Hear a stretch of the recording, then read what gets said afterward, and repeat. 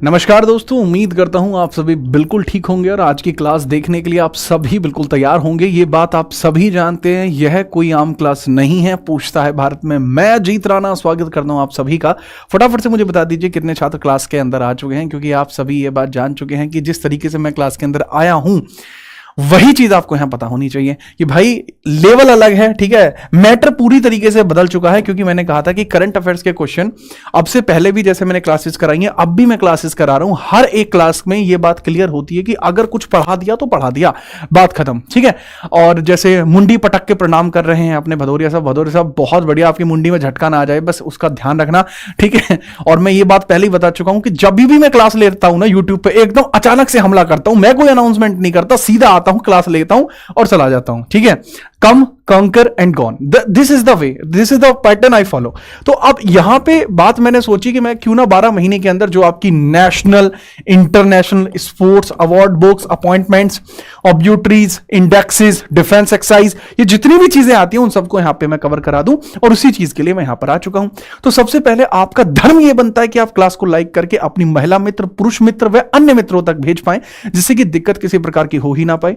भेजना इसलिए जरूरी है ताकि वो जान पाए कि इस बार आपका सिलेक्शन पक्का होगा, उसके बाद रिश्ते विश्ते की बात होंगी, और उसके बाद आप ग्रुप डी में सेलेक्ट होंगे, बाकी एग्जाम्स में सेलेक्ट होंगे, और उसके बाद आपका जो विवाह वगैरह है वो पूर्णतः संपन्न हो जाएगा। जीवन आपका एक खुश मिजाज तरीके से आगे बढ़ता चला जाएगा। ये लेवल आपका रहने वाला है। जो बच्चे करें जय महाकाल, मैंने आपको पहले बताया था, जय महाकाल ऐसे नहीं बोलते होते, बोल रहे होते आकाशित आर्कलिंगम पाताले हाट केशव मृत्युलोके महाकाल त्रिलिंगम नमस्ते, इस तरीके से बोल रहे होते हैं। चलिए शुरू करते हैं। ठीक है, धप्पा स्टार्ट कर रहे हैं। यहां पर आपको न्यू पैटर्न के ऊपर करंट अफेयर्स देखने को मिलने वाली है। और जैसे ही मैं क्लास में आया, मैंने देखा इतना सन्नाटा क्यों है भाई। करंट अफेयर्स की क्लास में आपका खुश मिजाज जीवन एक अलग लेवल पर रहना चाहिए, फिर भी आप ऐसे कर रहे हो, ये क्या बात हुई भाई। ठीक है, तो इतना सन्नाटा बिल्कुल मत याद रखना। जैसे एक बच्चा कह रहा है, मुझको राणा जी माफ करना, गलती हमारे से होगी। मैं आपको बता दूं, हम एकमात्र ऐसी प्रजाति अभी तक बचे हुए हैं जैसे महिलाओं ने भी माफी मांगी है। महिलाएं तक हमसे माफी मांग चुकी हैं, तो आप हमारा लेवल देख सकते हैं क्या लेवल है। सही बात है ना। ठीक है, चलो पीडीएफ नहीं देते बेटा, कल पीडीएफ इतनी भेजी है ना ग्रुप में, इतनी भेजी है समझ में ना आने की है, बहुत पीडीएफ मैंने कल भेज दी है। स्टार्ट करते हैं। क्या सिलेक्शन वे पे रिवीजन कराया जाएगा? बिल्कुल रिवीजन कराया जाएगा भाई, कैसी बात कर रहे हो आप। सारी चीजें आपको यहां कराई जाएंगी। ठीक है, और बात रही सिलेक्शन वे की, तो भाई सिलेक्शन वे पे फाउंडेशन बैच भी लाया जाएगा, वो भी आर पार का सिलेक्शन बैच लेकर आया जाएगा इस लेवल का कि फाउंडेशन बैच तो पूरा आएगा ही आएगा भाई साहब। और इसके साथ साथ यहां अभी ऑफर है 799 का ऑफर, अभी भी चल रहा है, आगे भी चलेगा, लेकिन 24 घंटे तक वो चलने वाला है। तब तक आप, जब तक कोर्स फीस अभी 999 दिखा रहा है, लेकिन भौकाल अभी भी जारी है, क्योंकि सिलेक्शन की आपकी बारी है, तो आप इसको वहां पे जाके भी ले सकते हैं। ये आपको 1 दिसंबर से इसके क्लास स्टार्ट होंगे, उससे पहले आप इसको परचेज कर लीजिएगा। ठीक है, अब हमारा आज की क्लास का मुद्दा क्या है? आज की क्लास का मुद्दा यह है कि मैं आपको 12 महीने की करंट अफेयर्स में जो जो इंपॉर्टेंट टॉपिक्स हैं उनको यहां कवर कराऊंगा। ठीक है, तो टॉप क्वेश्चंस आपके यहां रहने वाले हैं, टॉप क्वेश्चंस आपके यहां रहने वाले हैं। ठीक है, याद रखिएगा, करंट अफेयर्स के रहने वाले हैं।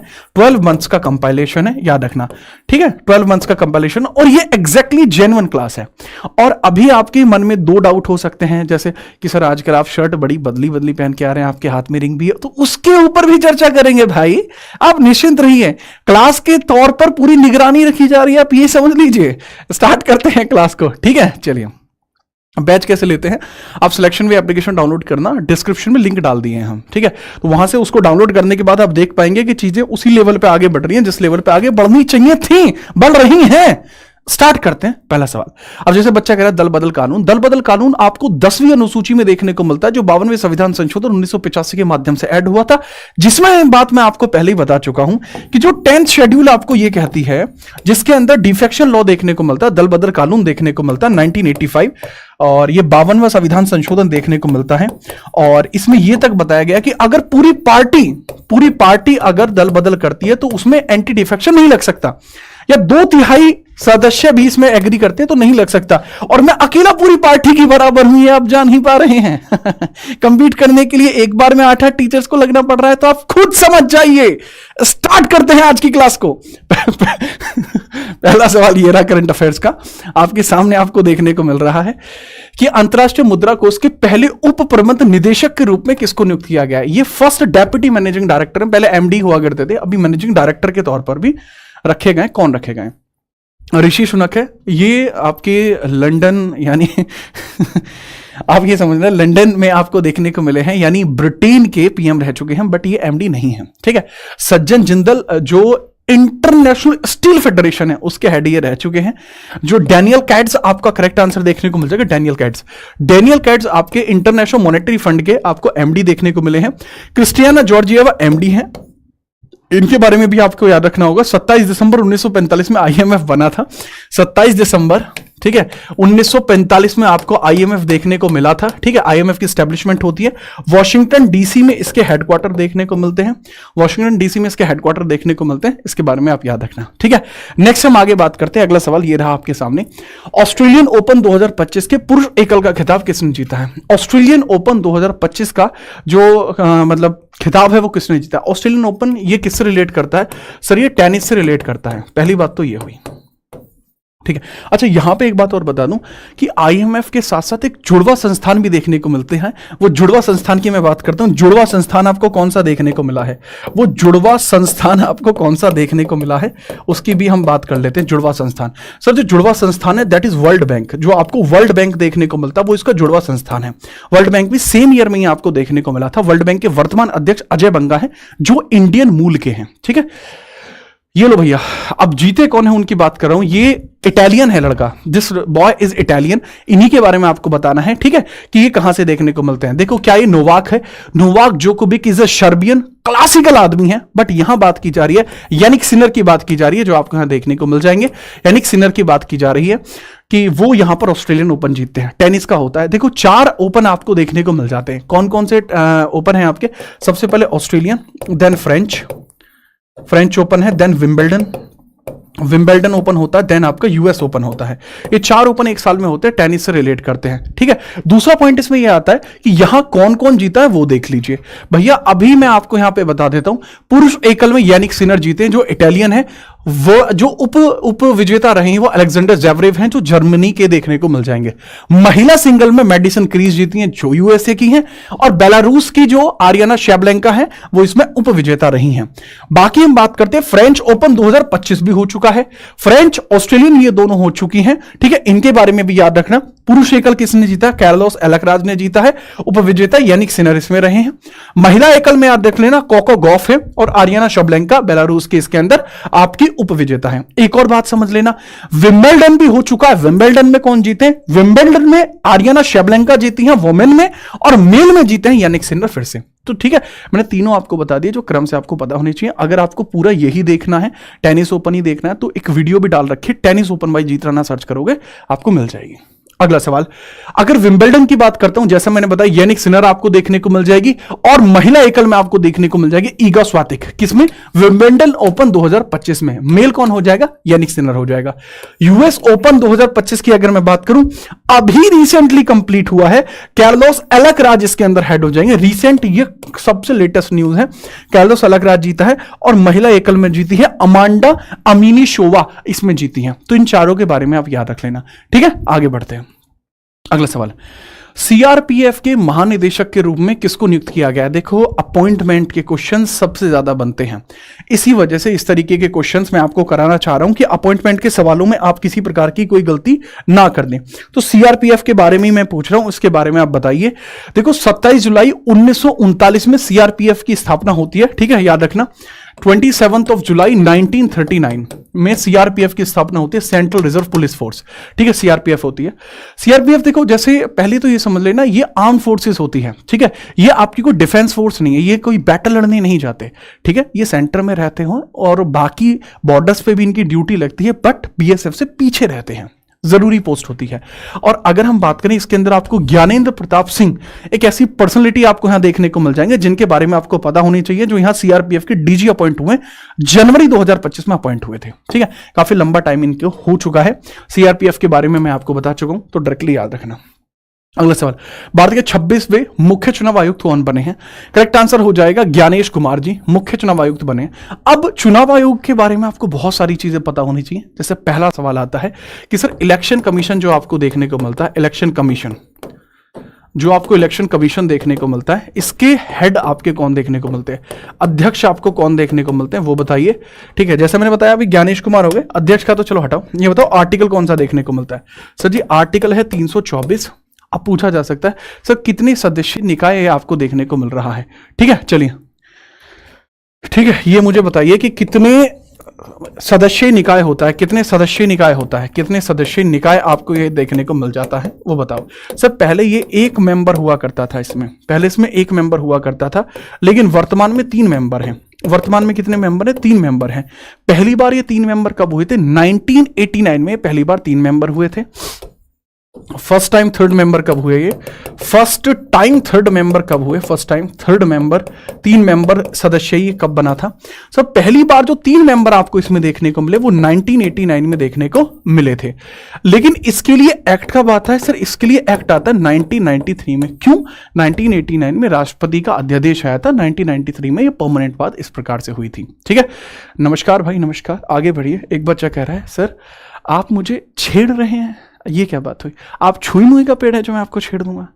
और अगर आप महिला हैं तो आप सोचिए मैं आपको कैसे छेड़ सकता हूं। क्लास पे पता नहीं किस किस की निगरानी चल रही है, किस किस की नहीं, सिर्फ एक की ही चल रही है, जिनका मैसेज कभी भी आ सकता है मेरे पास। ठीक है, तो उस चीज का भी ध्यान रखिए। कल ही मैं इस बारे में आपको क्लैरिफिकेशन दे चुका हूं। आगे बढ़ते हैं, इस तरीके की बातें आप नहीं करेंगे क्लास में। ये देखिए अगला सवाल आपको देखने को मिल रहा है, एशिया की पहली वैश्विक हाइपरलूप प्रतियोगिता की मेजबानी किस आईआईटी के द्वारा कराई गई है? ठीक है, याद रखिए। हाँ ठीक है, आगे हम बात करते हैं।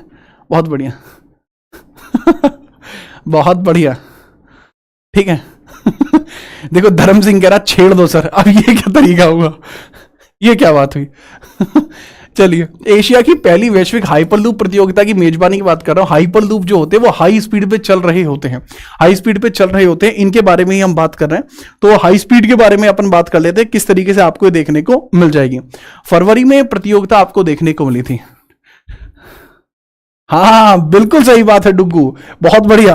अब तुम समझिए 21 से लेके 25 फरवरी 2025 तक आपको ये देखने को मिल जाएगा। आईआईटी मद्रास आपको देखने को मिलती है, जिसके अंतर्गत आप ये बात जान पाएंगे कि हाइपरलूप प्रतियोगिता आपको यहां देखने को मिलती है, और ये एशिया की पहली वैश्विक हाइपरलूप कंपटीशन होती है। हाई स्पीड ट्रेन टेस्टिंग भी इसी प्रकार से की गई, हरियाणा में इस प्रकार से किया गया था टेस्टिंग के तौर पर। ठीक है, इसके बारे में भी आप यूज कर देंगे। ये फास्ट वैक्यूम ट्रेन है। एक सवाल आ सकता है पहली हाइपरलूप जो ट्रेन का जो टेस्टिंग है वो कहां की गई थी, सो वो कब की गई थी, उसके बारे में याद रखना। ठीक है, मैसेज आ गया, मैंने आपको बोला ही था। अगर आपको टोन समझ में नहीं आई है तो मैसेज आ चुका है, और मैसेज में यही आया है कि क्लास के जो बच्चे हैं वो शांत रहें।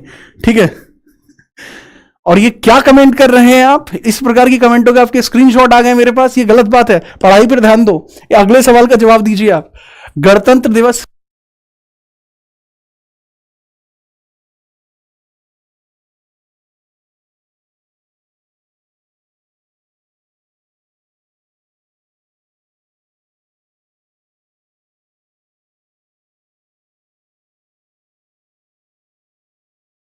आगे हम बात करते हैं, ये लीजिए। गणतंत्र दिवस परेड 2025 में सर्वश्रेष्ठ झांकी का पुरस्कार किसको मिला था, उसके बारे में बताइए। सर 2025 में जो सर्वश्रेष्ठ झांकी है वो उत्तर प्रदेश की यहां पर आ चुकी है, उनके बारे में याद रखना। ठीक है, उत्तर प्रदेश की झांकी आपको देखने को मिलती है, इसके बारे में आप याद रखेंगे उत्तर प्रदेश की झांकी के बारे में।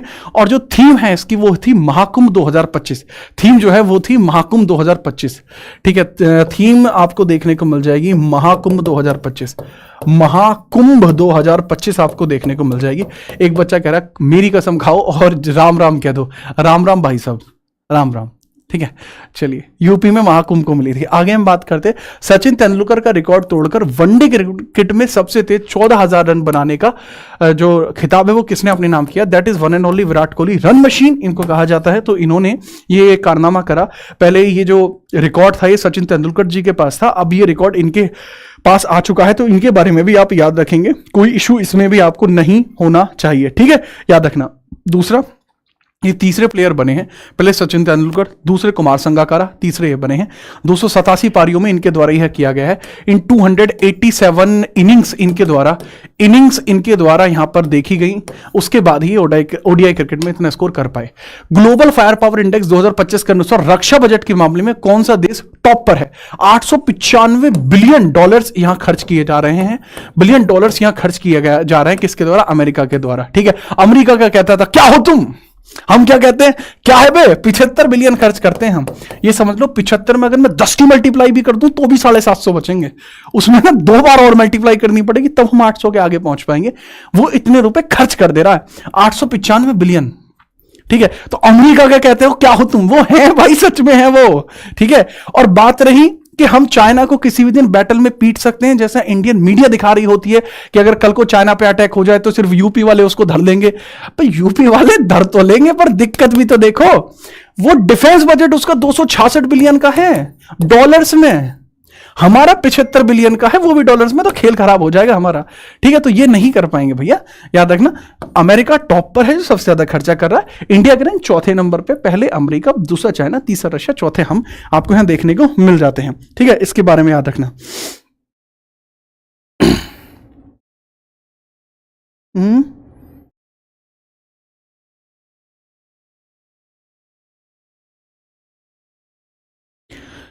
देखिए, अभी अभी जो मैसेज आया, मैं चाहता हूं एक बार दोबारा उसका इंटरप्रेशन आए, क्योंकि मुझे नहीं समझ में आया कि मैसेज में लिखा हुआ क्या है। एक बार रिपीट कर दीजिएगा। चलिए आगे बढ़ते हैं, आगे देखते हैं। अगला सवाल ये रहा, सन ताक्ची को किस देश की पहली महिला प्रधानमंत्री बनाया गया है? Sanae Takaichi was appointed as the first female prime minister of which country? अच्छा, यहां पे समझना, फीमेल प्राइम मिनिस्टर बनने का भी एक अपना अलग ऑरा है। अगर मैं आपसे पूछूं कि पहली बार फीमेल प्राइम मिनिस्टर एशिया में किस देश में बनी थी, तो आप कहेंगे इंदिरा गांधी जी। अबे श्रीलंका में बनी थी, इंदिरा गांधी जी नहीं बनी थी। इंदिरा गांधी जी भारत की पहली पीएम है। ठीक है, याद रखना, वो भी फीमेल लेवल पे अगर हम बात करें तो आपको देखने को मिलती हैं। लेकिन अगर मैं यहां पे बात करूंगा तो जापान के अंदर आपने देखा कि अभी रिसेंटली आपको प्राइम मिनिस्टर के तौर पर सने ताक्ची आपको देखने को मिलती हैं, तो दैट इज जापान। जापान की कैपिटल टोक्यो आपको देखने को मिल जाएगी, और वहीं की फीमेल पीएम आपको देखने को मिली है सने ताक्ची। ठीक है, इनके बारे में याद रखेंगे। अगला सवाल, खालिद अल एनानी यूनेस्को के पहले अरब महानिदेशक बनेंगे, वह किस देश से संबंधित हैं, इनके बारे में बताइए। ठीक है, यहां पे आपको पहले तो यह समझना कि खालिद अल एनानी यूनेस्को के पहले अरब महानिदेशक बनेंगे। यूनेस्को के बारे में बात करता हूं, यूनेस्को की स्थापना होती है 1946 में, 1946 में यूनेस्को की स्थापना हुई। हेडक्वार्टर पेरिस में है, पेरिस में इसके हेडक्वार्टर देखने को मिलते हैं। ऑद्रे अजोल इसके हेड है, लेकिन अभी बात चल रही है कि इनको यहां से रिप्लेस करके किसी और को यहां पर स्थान दिया जाए। अभी इनके बारे में समझना, he is from basically Egypt, Egypt से आपको देखने को मिलते हैं। ठीक है, चलिए ये आपको देखने को मिलते हैं, इजिप्ट से आपको ये देखने को मिल जाएंगे। कहां से? इजिप्ट से आपको ये देखने को मिल जाते हैं। This person is from Egypt. UNESCO की फुल फॉर्म होती है United Nation Education Scientific and Cultural Organisation, जिसका काम यह होता है कि आगे आने वाली जनरेशन के लिए हमारी एजुकेशन को, हमारे साहित्य को, कल्चर को प्रिजर्व किया जाना चाहिए आगे के लिए। ठीक है, और इसकी स्थापना आपको देखने को मिलती है 1945 में। तो 46 में किसकी होती है? मैंने एक तरीका बताया था, ये देखना, UNESCO यूनेस्को, UNICEF यूनिसेफ। इसमें क्या होता है, यूएन तो हो गया, डिक्शनरी के हिसाब से ई पहले आता है तो उस हिसाब से 1945 हो गया। डिक्शनरी के हिसाब से आई बाद में होता है तो उस हिसाब से 1946 हो गया। तो ये पैटर्न इसमें कुछ देखने को मिल जाता है, इसके बारे में आप याद रखना। ठीक है, चलिए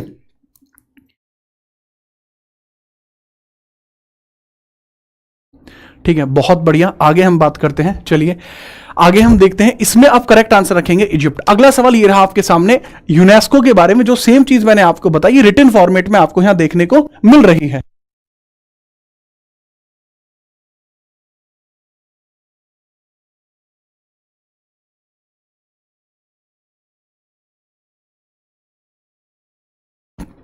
ठीक है, इनके बारे में मैंने बताया, 194 इनके सदस्य, 11 सहयोगी सदस्य है। ग्लोबल एजुकेशन मॉनिटरिंग रिपोर्ट है, 1946 में यूनेस्को के सदस्य बने हैं। 18 अप्रैल को यूनेस्को का डे भी आपको देखने को मिलता है, जिसको कल्चरल हेरिटेज डे भी बोलते हैं।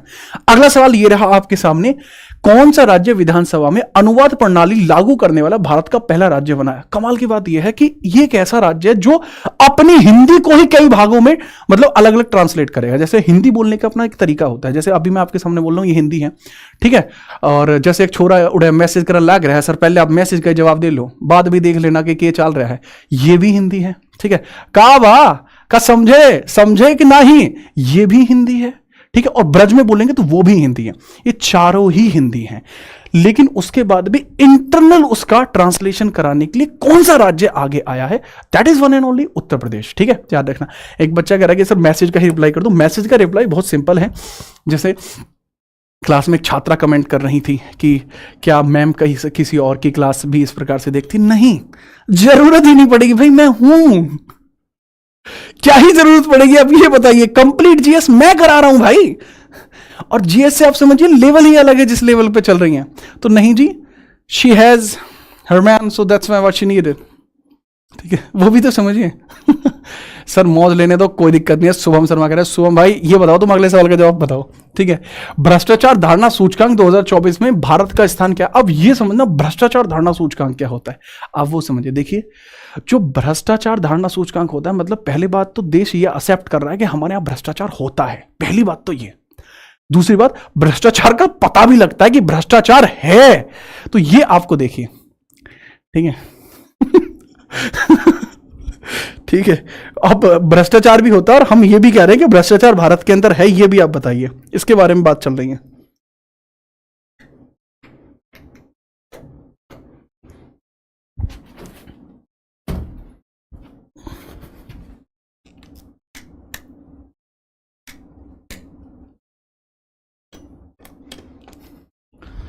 खुद ही चलेगी ना ये।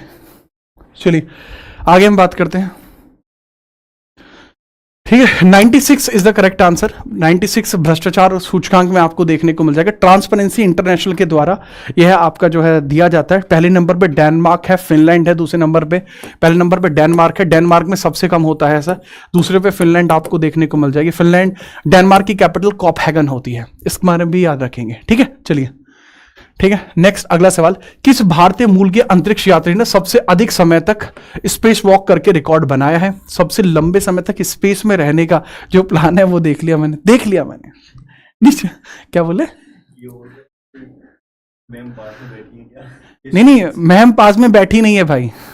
ठीक है, पास में तो हमारे निखिल बैठा है, निखिल अपना मस्त एडिटर है, और मोहित भी बैठा है क्लास में। ठीक है, मोहित भाई अपने एकदम नए आदमी हैं। ठीक है, बढ़िया आदमी है कुल मिला के। करेक्ट आंसर इसमें सुनीता विलियम्स होगा। ठीक है, सुनीता विलियम्स होगा, इनके बारे में याद रखिएगा।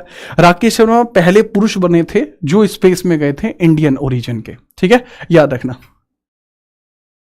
ठीक है, जस्टिस सूर्यकांत को भारत का कौन सा मुख्य न्यायाधीश बनाया गया, ये आप मुझे बताएंगे।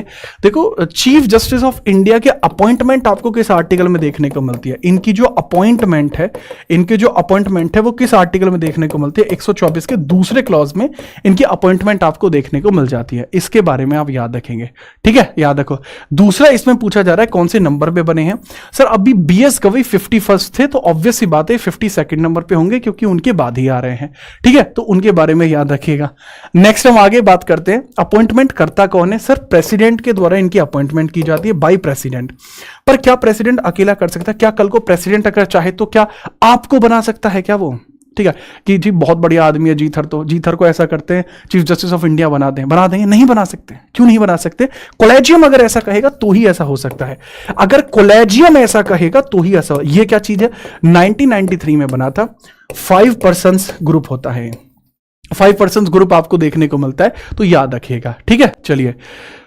तो नहीं, 53rd, हाँ बीच में आगे ना एक सूर्यकांत है ना बच्चा, 53rd इसमें याद रखेंगे आप, 53rd इसमें याद रखेंगे, टेंशन फ्री रहिए। 53rd ही इसमें आप याद रखेंगे, कोई समस्या इसमें नहीं है। 124 दूसरा, अरे 53 है बस, रुक जाओ।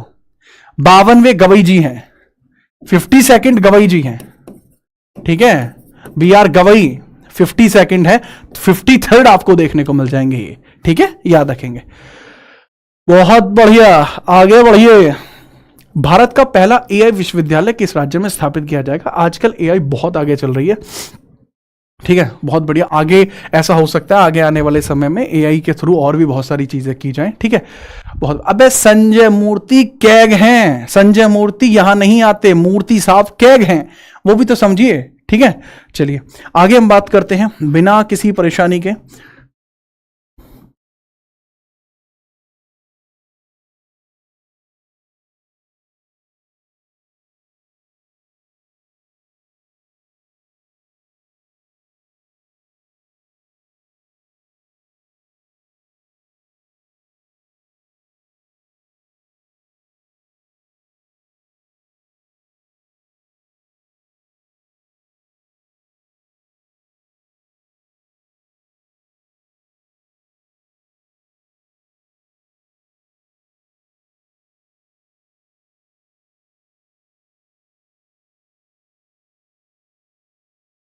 हाँ भाई चलिए आगे हम बात करते हैं।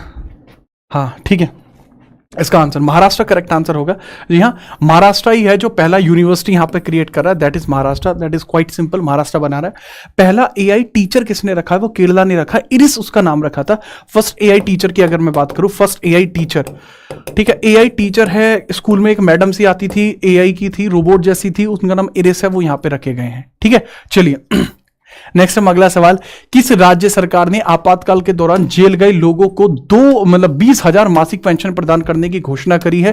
कि अगर कोई ऐसा है जो जेल गया है, ठीक है, अगर कोई ऐसा है जेल गया है तो उसके बारे में आपको कहा गया है कि आपातकाल के टाइम पर अगर कोई जेल गया है तो उनको हम क्या करेंगे, बेसिकली हम उनको पेंशन देंगे। अच्छा यहां पे बात समझना, ये पूरा मैटर क्या चल रहा है। 25 जून को डिक्लेयर किया जाता है, 25 जून को कहा गया कि जो 25 जून आपको देखने को मिलेगा, 25 जून 1975 में, क्योंकि आपकी थर्ड इमरजेंसी घोषित की गई थी जिस चीज की कोई जरूरत नहीं थी, तो इसको संविधान हत्या दिवस के तौर पर ऑब्जर्व किया गया। संविधान हत्या दिवस के तौर पर इसको ऑब्जर्व किया गया, संविधान हत्या दिवस के तौर पर इसको ऑब्जर्व किया गया है, याद रखना। और ये ओडिशा में ऐसा हुआ है, इसके बारे में भी आप याद रखेंगे, ओडिशा में ऐसा हुआ है उसके बारे में भी आप याद रखेंगे। ठीक है, चलिए आगे हम बात करते हैं। जनवरी 2025 में राजस्व सचिव के रूप में किसे नियुक्त किया गया है? राजस्व सचिव who is appointed as the revenue secretary in India in January 2025। जनवरी 2025 में किसको अपॉइंट किया गया है, उनके बारे में आप बताएंगे किनको अपॉइंट किया गया। देखो कई बार क्या होता है ना, सवाल इस लेवल पे चले जाते हैं जिसके बारे में आपको पता ही नहीं है। ठीक है, चलिए जैसे सानिया शर्मा कह रही हैं कि सर क्या लव मैरिज है? भाई मैंने बताया कि आपको सबको मैं विवाह में बुलाऊंगा। आप जितने भी यूट्यूब पर पढ़ने वाले छात्र हैं, हम सबको बुलाया जाएगा निश्चित तौर पर। इस बारे में मैंने कल भी कंफर्मेशन किया था, बाकायदा मैसेज लेकर मैंने कंफर्म किया था कि हाँ आप सबको विवाह में बुलाया जाएगा, है ना। आप चाहो तो निखिल से पूछ लो, निखिल भी इन्वाइटेड है, अभी है नहीं विवाह, 2028 की शुरुआत का, जैसे कल मैसेज आया था कि जी 2028 की शुरुआत है, मैं ठीक है जी 2028 की शुरुआत में है, ठीक है भैया, ठीक है। तो ये देखो तुम, ठीक है, निखिल भाई ने कहा है और उधर से कल कंफर्म हो गया था, आज निखिल भी कह रहा है कि हाँ सर 2028 की शुरुआत में वीडियो अच्छी आएगी। मैं ठीक है भाई ठीक है, चलिए अब यहां पे समझिए, तुहिन कांता पांडे जो है बाबू, ये रेवेन्यू सेक्रेटरी हैं जो जनवरी 2025 के अंदर आपको देखने को मिले हैं। इनके बारे में आता मूल विधि मैं खुद पूरा कराऊंगा, सब्सटेंशियल लॉ खुद पूरा कराऊंगा, एक एक चीज, और वो भी थियरी में, वो भी यहीं पर। ठीक है, चलिए दूसरा पॉइंट यहां पे आता है, जैसे सेक्रेटरीज होते हैं तो जो रेवेन्यू डिपार्टमेंट है उसके अंदर सेक्रेटरी आपको देखने को मिल जाएंगे। ठीक है, तो अब हम बात करते हैं दूसरी बात, जैसे इनका काम क्या होता है, भारत के रेवेन्यू को समेटना इनका काम होता है। दूसरा जो हमारा फाइनेंस कमीशन आपको देखने को मिलता है, फाइनेंस कमीशन आपको देखने को मिलता है, फाइनेंस कमीशन आपको देखने को मिलता है, इसका भी गठन हो चुका है, यह आर्टिकल 280 में देखने को मिलता है। और 16वें फाइनेंस कमीशन का गठन हो चुका है जो 2026 से 31 तक चलेगा, जिसके जो हेड है वो अरविंद पनगड़िया जी हैं। ठीक है, उनके बारे में भी याद रखना। ठीक है, चलिए ठीक है, बहुत बढ़िया, आगे बढ़िए। विश्व की सबसे खतरनाक मकड़ी बिग बॉय की खोज जनवरी 2025 में कहां हुई थी? देखो बिग बॉय इसका नाम है और ये बड़ी खतरनाक मकड़ी होती है, इसकी खोज कहां पर हुई है उसके बारे में आपसे पूछा जा रहा है, तो उसके बारे में आप बताएंगे कि ये कहां पर खोज हुई है। ज्यादातर मकड़ियां जैसे खोजी जाती हैं, अच्छा ये बहुत बड़ी गलती होती है, लोगों को लगता है कि अगर मकड़ी काट लेगी तो स्पाइडरमैन बन जाएगा। अबे वो मूवी थी, ठीक है, याद रखना वो मूवी थी, इस वजह से काट के मैटर बन गया था, वरना कुत्ता काट ले तो लोग पागल हो जा रहे होते हैं, उसको हाइड्रोफोबिया हो जाता है। ठीक है, तो यहां पर याद रखना, ठीक है, कि भैया जी बिग बॉय की अगर हम बात करें, बिग बॉय की अगर हम बात करें, ऑस्ट्रेलिया में खोज की गई मकड़ी की प्रजाति है, इसमें याद रखना। और यहां पर भी ऑस्ट्रेलिया म्यूजियम लिखा हुआ है, तो दिस इज बिग बॉय। लेकिन आप ये देखो के किस कदर बदनाम है ये मकड़ी, फिर भी इसका नाम बिग बॉय, यहां भी बॉय ला दिया, क्यों? ताकि महिलाओं को कोई डिसरेस्पेक्ट ना हो। तो ये आप देखिए किस तरीके से समाज बटा हुआ है दो भागों में, ये देखो यार, ये गलत बात है। आगे हम बात करते हैं, डीआरडीओ ने ठंडे क्षेत्रों में तैनात सैनिकों के लिए नई यूनिफॉर्म लॉन्च की है, इसका नाम क्या रखा गया है? एक ऐसी यूनिफॉर्म जो लाइट वेट है और वो हैवी टेम्परेचर्स के अंदर, जो बहुत लो टेम्परेचर है उसके अंतर्गत भी काम करेगी, तो उसके बारे में आपसे पूछा जा रहा है वो कौन सा टेम्परेचर आपको देखने को मिला। पहले मैं डीआरडीओ की बात कर देता हूं। डीआरडीओ 1958 में स्टैब्लिश हुआ था, defence research and development organisation इसका पूरा फुल फॉर्म हो जाता है। ठीक है, चलिए, और इसका नाम हिम कवच आपको देखने को मिल जाएगा, हिम कवच। हिम का मतलब होता है बर्फ और कवच का मतलब कवच के तौर पर ही आपको देखने को मिलता है, और ये यूनिफॉर्म अभी आपकी लॉन्च की गई है। ठीक है, क्वाइट सिंपल। आगे बढ़िए नेक्स्ट। जनवरी 2025 में आजादी के बाद समान नागरिक संहिता यूसीसी को लागू करने वाला पहला राज्य कौन सा बना है? पहली बात, यूनिफॉर्म सिविल कोड कहां आती है? Sir uniform civil code article 44 में है। अगर मैं इसकी हिस्टोरिकल बात करूं, आर्टिकल 44 डीपीएसपी में होता है, directive principle of state policy है। यह भाग 4 में होता है। इस भाग 4 के अंदर यह लिया गया है आयरलैंड से। आयरलैंड से लिया, आयरलैंड में से कहां से लिया था? सर सड़क पे घूम रहा था क्या? नहीं भाई साहब, इसके संविधान के अंदर आर्टिकल 45 था, उसी को उठा के पूरा भाग बना दिया गया। इसी के अंदर आर्टिकल 36 से लेकर 51 तक बातें चला दी गई।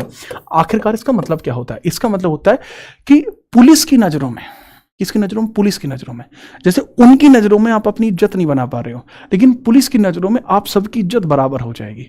आप पुलिस वाले के लड़के हैं, आप डीएम के लड़के हैं, आप हिंदू हैं, आप मुस्लिम हैं, दैट डजंट मैटर। तो इसमें होगा सर अभी भी तो हम उनकी नजरों में सेम है। नहीं हो आप उनकी नजरों में सेम।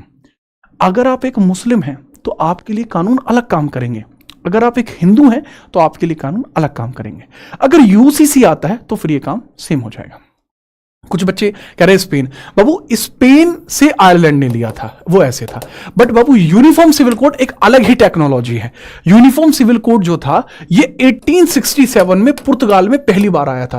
ठीक है, पोर्तुगीज में ये पहली बार आया था। 1869 में इसको गोवा में लेकर आया गया, इसको गोवा में लेकर आया गया, लागू किया गया। फिर गोवा पे तो पुर्तगालियों का कब्जा था, तभी तो लागू कर दिया। सर वो तो हमने भगा दिए थे ना बेटा, भगाए तो 1961 में थे। हाँ सर बात तो सही, ऑपरेशन विजय तो 1961 में चला था। फिर क्या था, अगली साल फिर वहां लागू कर दिया 1962 में। सर आप कह रहे हो आजादी के बाद समान नागरिक संहिता लागू करने वाला पहला राज्य, फिर तो गोवा होना चाहिए था। क्यों है बाबू? गोवा में हमने लागू नहीं करा, गोवा में ऑलरेडी लागू था। तो फिर हमने कहां लागू करा? बाबू हमने लागू करा जनवरी 2025 में उत्तराखंड में, पुष्कर सिंह धामी की सरकार में। आपने बाजीगर का नाम सुना होगा, दिस इज बाजीगर प्रोमैक्स। बाजीगर हार के जीतने वाले को कहते हैं। खटीमा से चुनाव में खड़े हुए हार गए, फिर भी सीएम बन गए, तो इनका एक अलग ऑरा है। ठीक है, आगे हम बात करते हैं। ये लीजिए, किसे भारतीय वाणिज्य उद्योग महासंघ यानी फिक्की के अध्यक्ष नियुक्त किया गया? फिक्की के अध्यक्ष आपको कौन देखने को मिलते हैं? ये पर्सन आपको कौन देखने को मिलते हैं? इनके बारे में आपसे पूछा गया, फिक्की के अध्यक्ष के बारे में बताइए कौन आपको देखने को मिल जाएंगे। दिस इज अनंत गोयंका। ठीक है, दिस इज अनंत गोयंका आपको देखने को मिल जाते हैं। अनंत गोयंका आपको देखने को मिल जाते हैं। ठीक है, याद रखना। बाकी इसमें कुछ बचता नहीं है। फिक्की के बारे में बात करूं, ये 1927 में स्टैब्लिश हुआ था, न्यू दिल्ली इसके हेडक्वार्टर हैं। ठीक है, इतना ज्यादा कुछ बचता नहीं है भाई जी इधर। ठीक है, आगे बढ़ो। जनवरी 2025 में किन खिलाड़ियों को मेजर ध्यानचंद खेल रत्न पुरस्कार से सम्मानित किया जाएगा? इनके बारे में बताइए भाई। ये आपको 4 नाम आपको क्लियरली दिख रहे होंगे। ठीक है, मनु भाकर, डी कुकेश, हरमनप्रीत, प्रवीण कुमार, बात खत्म, यही होगा। नीरज भाई को पहले मिल चुका है, बज्जू भाई को मिल चुका है, पीवी को मिल चुका है, तो ये बचते ही नहीं है। मेजर ध्यानचंद खेल रत्न पुरस्कार जब मिलता है माट साहब, तो पैसा कितना मिलता है? 25 लाख रुपए। ठीक है, 7 करोड़ तो इसमें नहीं मिलते, लेकिन 25 लाख रुपए इसमें मिलते हैं। सर ये अवार्ड कब से शुरू हुआ है? भाई जी ये 29 अगस्त में अनाउंस होते हैं, मिलते 26 जनवरी को है। ठीक है, इस दिन जन्मदिन किसका होता है? मेजर ध्यानचंद का। कमाल की बात यह है लल्ला कि पहले इसी अवार्ड का नाम राजीव गांधी खेल रत्न अवार्ड हुआ करता था। राजीव गांधी खेल रत्न अवार्ड इसका हुआ करता था। ठीक है, और आपको पता है कि हमारे यहां नाम चेंज करने का थोड़ा सा ट्रेंड चल रहा है। वो तो शुक्र मानो कि अभी अपनी गवर्नमेंट यूट्यूब पे नहीं है, तो यूट्यूब का नाम भी वरना हम चेंज करा देते हैं कि इसमें यू तू क्यों है, इसका नाम आप ट्यूब करो। ठीक है, यूट्यूब यू आ रहा है, यू माने तुम नहीं आएगा, आप आएगा, आप ट्यूब इसका नाम हो जाता है। कि इसका नाम ट्यूब क्यों है? इसका नाम कुछ और रख देते हैं, तो संख रख देते हैं इसका नाम, वो भी रख सकते थे, अपना जलवा है, यू संख, आप संख, ये भी रख सकते थे, अपना क्या, अपना लेवल है। तो उसी में देखो नाम चेंज करके, राजीव गांधी का नाम चेंज करके मेजर ध्यानचंद खेल रत्न पुरस्कार किया गया। सर क्या आप इसके खिलाफ हैं? नहीं, मैं इसका समर्थन करता हूं। ये देखिए आप बात तो ठीक है, मुझे बढ़िया लगता है, नाम चेंज करते बहुत बढ़िया, मजे आते हैं। आगे हम बात करते हैं, अगला सवाल हम देखते हैं। ये रहा, भारतीय क्रिकेट नियंत्रण बोर्ड बीसीसीआई के सचिव के रूप में जनवरी में कौन अपॉइंट हुए हैं? इनके बारे में पूछा गया है। यार देखो, जनवरी 2025 का अपॉइंटमेंट पूछा गया था। जो बीसीसीआई के सेक्रेटरी बने थे वो देवजीत सैकिया आपको देखने को मिले थे। ये जनवरी 2025 की बात चल रही है, इनके बारे में याद रखना। ठीक है, चलिए अगला सवाल ये रहा, वर्ष 2025 में कितने लोगों को पद्म पुरस्कार से सम्मानित किया गया? 139 लोगों को पद्म पुरस्कार से सम्मानित किया गया है। देखो अगर इनका बात करूं, सबसे पहले आपको देखने को मिलता भारत रत्न, ये सबसे हाईएस्ट अवार्ड है। फिर विभूषण, फिर भूषण, फिर श्री, मतलब पद्म विभूषण, पद्म भूषण, पद्मश्री, ये लेवल होता है। सबसे ऊपर भारत रत्न है। ठीक है, टॉप मोस्ट है। ठीक है, ओके, आगे हम देखते हैं। इंडियन चैंबर ऑफ कॉमर्स के अध्यक्ष के रूप में किसको नियुक्त किया गया है, इनका नाम आप बताएंगे। सर यह आपके अमृतांशु खेतान आपको देखने को मिल जाएंगे। नहीं सर, यह आपके संजय बुढ़िया देखने को मिल जाएंगे। नहीं, देखो यार अबूध जिंदल थे ना पहले तो, ठीक है। उदय कोठारी, ब्रजभूषण अग्रवाल नहीं। जो फिक्की के अध्यक्ष के तौर पर इंडियन चैंबर्स के अंतर्गत अगर हम बात करेंगे, इंडियन चैंबर्स के अंतर्गत जिनको नियुक्त किया जाएगा उनकी हम बात अगर हम करते हैं कि किसको किया गया था। सर पहली बात तो इसकी स्थापना कब हुई थी, मैं इसको कंफ्यूज कर गया था फिक्की के साथ, राइट। पहले समझिए ये इंडियन चैंबर्स ऑफ कॉमर्स है, आईसीसी है। इंडियन चैंबर्स ऑफ कॉमर्स आपको देखने को मिलता है जो 1925 में बना था। कोलकाता में इसकी स्टैब्लिशमेंट देखने को मिलती है 1925। कोलकाता वाला, मैं दिल्ली वाले से इसको कंफ्यूज कर गया। तो इसका करेक्ट आंसर आपको जो देखने को मिल जाएगा दैट इज ब्रजभूषण अग्रवाल। ब्रजभूषण अग्रवाल, ठीक है, याद रखना, याद रखेंगे ब्रजभूषण अग्रवाल है। 25वें अंतर्राष्ट्रीय भारतीय फिल्म एकेडमी के द्वारा सर्वश्रेष्ठ फिल्म का पुरस्कार किस फिल्म को दिया गया है, यह काफी बढ़िया हो जाएगा। किरण राव के द्वारा डायरेक्ट की गई है। इसके डायरेक्टर है किरण राव। इसके डायरेक्टर कौन है, किरण राव इसके डायरेक्टर देखने को मिल जाएंगे। किरण राव इसके डायरेक्टर देखने को मिल जाएंगे। करेक्ट आंसर हो जाएगा लापता लेडीज, ठीक है। लापता लेडीज आपको देखने को मिल जाएगी, डायरेक्टेड बाय किरण राव, ठीक है। दैट इज वेरी इंपॉर्टेंट, इसके बारे में भी आप याद रखें, कलकत्ते की बात है। अब देखो, मैंने आपको बताया था कि मैं बहुत दयालु आदमी हूं और अच्छा आदमी हूं, तो मैंने सोचा कि इस तरीके की पूरी स्लाइड से आपकी यहां पे डलवा दूं सो दैट कि आप स्क्रीनशॉट ले पाओ। इसको फ्री में अवेलेबल करा दूं, ठीक है।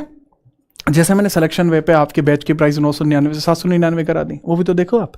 ऐसे ही मैंने सोचा ये स्लाइड्स बनवा देता हूं, ठीक है। बहुत बढ़िया, इसको फटाफट से नोट करके, ठीक है, स्क्रीनशॉट मार दीजिए, इसका एक तरफा स्क्रीनशॉट मार दीजिए।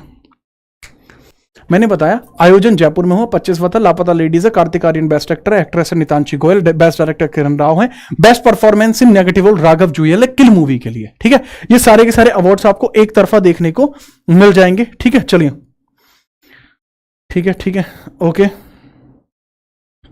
आगे हम देखते हैं। देन समझ में आई बात। ये रहा अगला सवाल। रणजी ट्रॉफी 2024 का जो खिताब है वो किसके द्वारा जीता गया है। 24-25 की बात यहां पर चल रही है।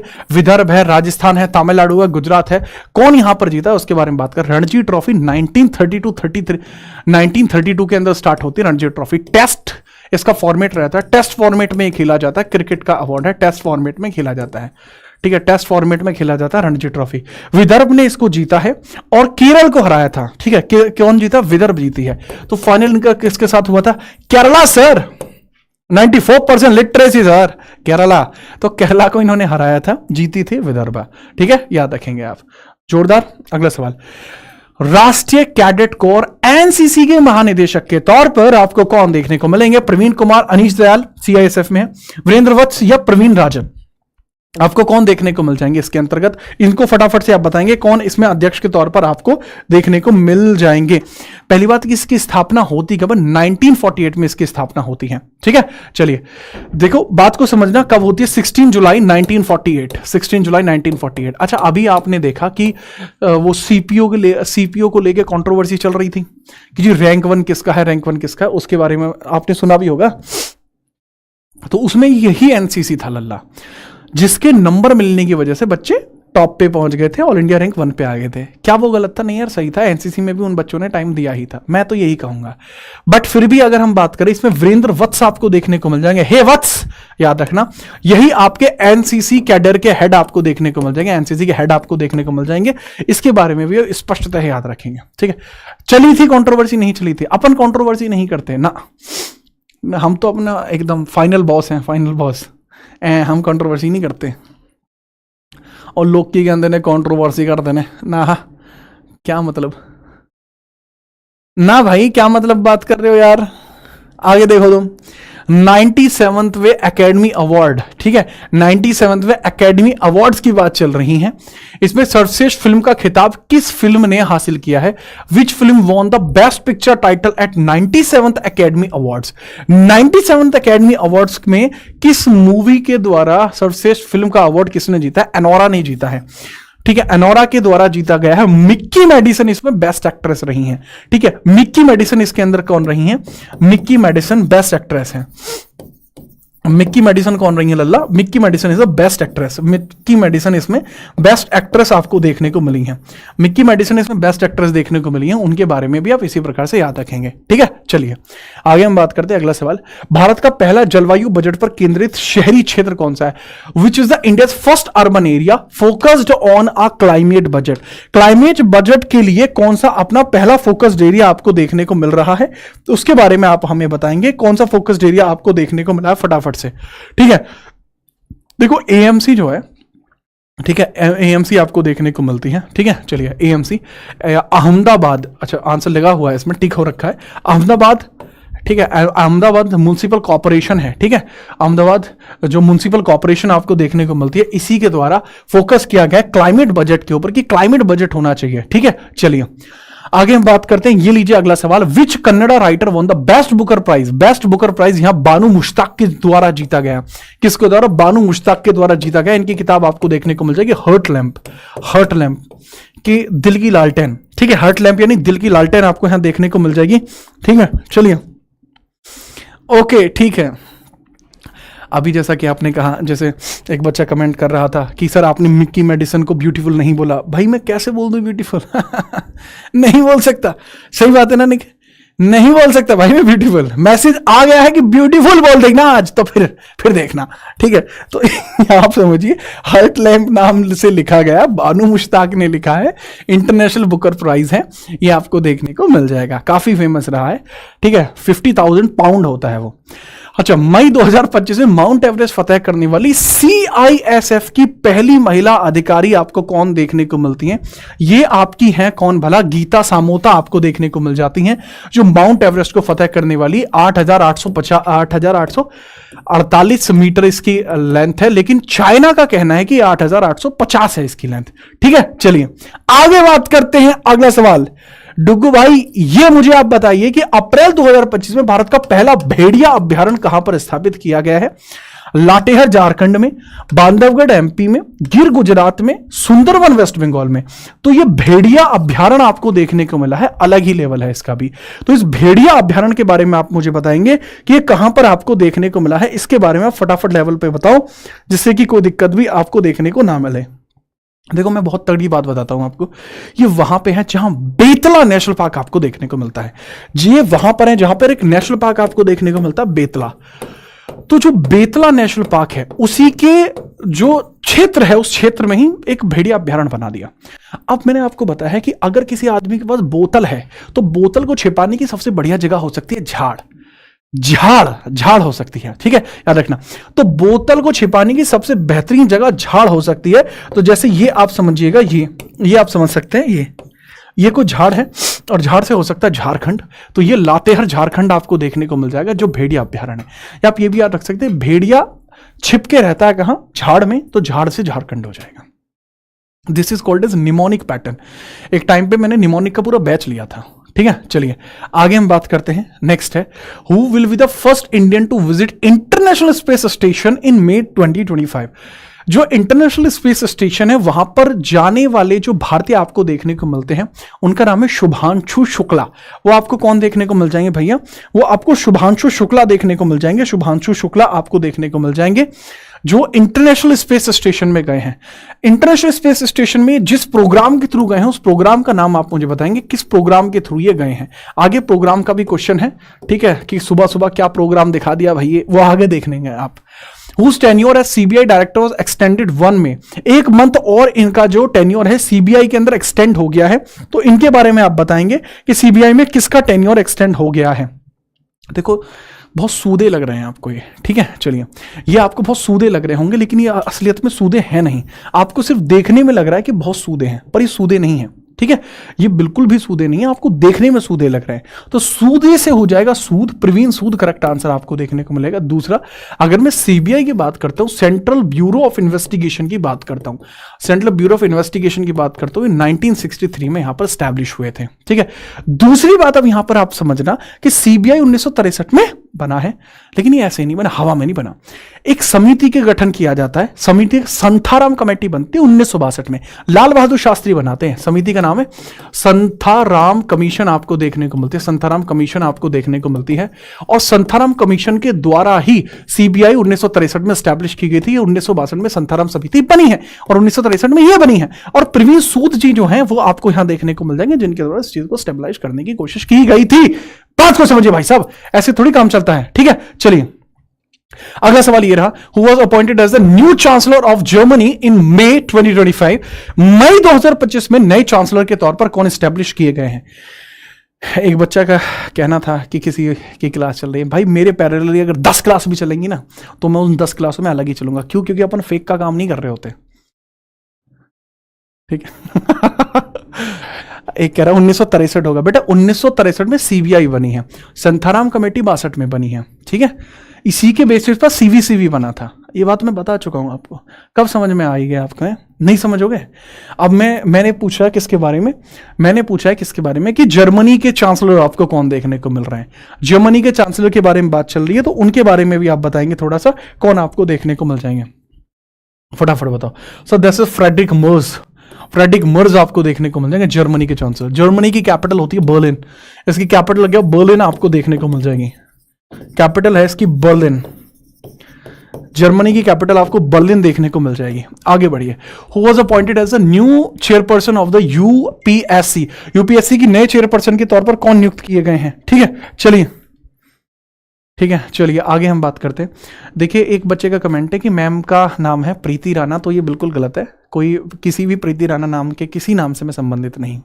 आप इस प्रकार से कोई ऐसा नाम लेकर मुझे संबंधित ना करें, ठीक है, आपका विशेष आग्रह होगा।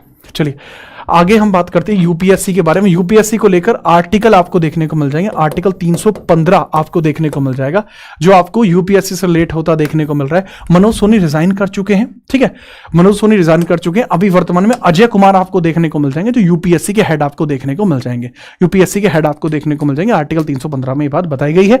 आर्टिकल 315 के अकॉर्डिंग ये भी बताया गया कि इसके जो अध्यक्ष होते हैं या मेंबर्स होते हैं, इनकी अपॉइंटमेंट कौन करता है? अध्यक्ष या मेंबर्स की अपॉइंटमेंट जो की जाती है वो किसके थ्रू की जाती है? सब प्रेसिडेंट के माध्यम से की जाती है। मिनिमम 9 मेंबर्स होंगे, मैक्सिमम मेंबर्स की संख्या 11 तक जा सकती है। अगला सवाल, कोल्ड डेजर्ट बायोस्फीयर रिजर्व सितंबर 2025 में यूनेस्को की बायोस्फीयर रिजर्व में विश्व नेटवर्क में शामिल किया गया है। यह किस राज्य में स्थित आपको देखने को मिलता है? कोल्ड डेजर्ट बायोस्फीयर रिजर्व, ये वहीं पर होगा जहां ठंडे इलाके देखने को मिलते हैं, जहां ठंडे इलाके देखने को मिलते हैं वहीं पर आपका यह हो सकता है। तो यार कोल्ड डेजर्ट के बारे में अगर मैं बात करूं, कोल्ड डेजर्ट के बारे में अगर मैं बात करूं, क्या हाँ ले आना, इसमें ही ले आओ, खामोश, ठीक है। कोल्ड डेजर्ट के बारे में अगर हम बात कर रहे हैं, ठीक है, चलिए कोल्ड डेजर्ट के बारे में अगर हम बात करें तो वो आपको हिमाचल प्रदेश में देखने को मिल जाएगा। कहां बच्चे? हिमाचल प्रदेश में आपको देखने को मिल जाएगा।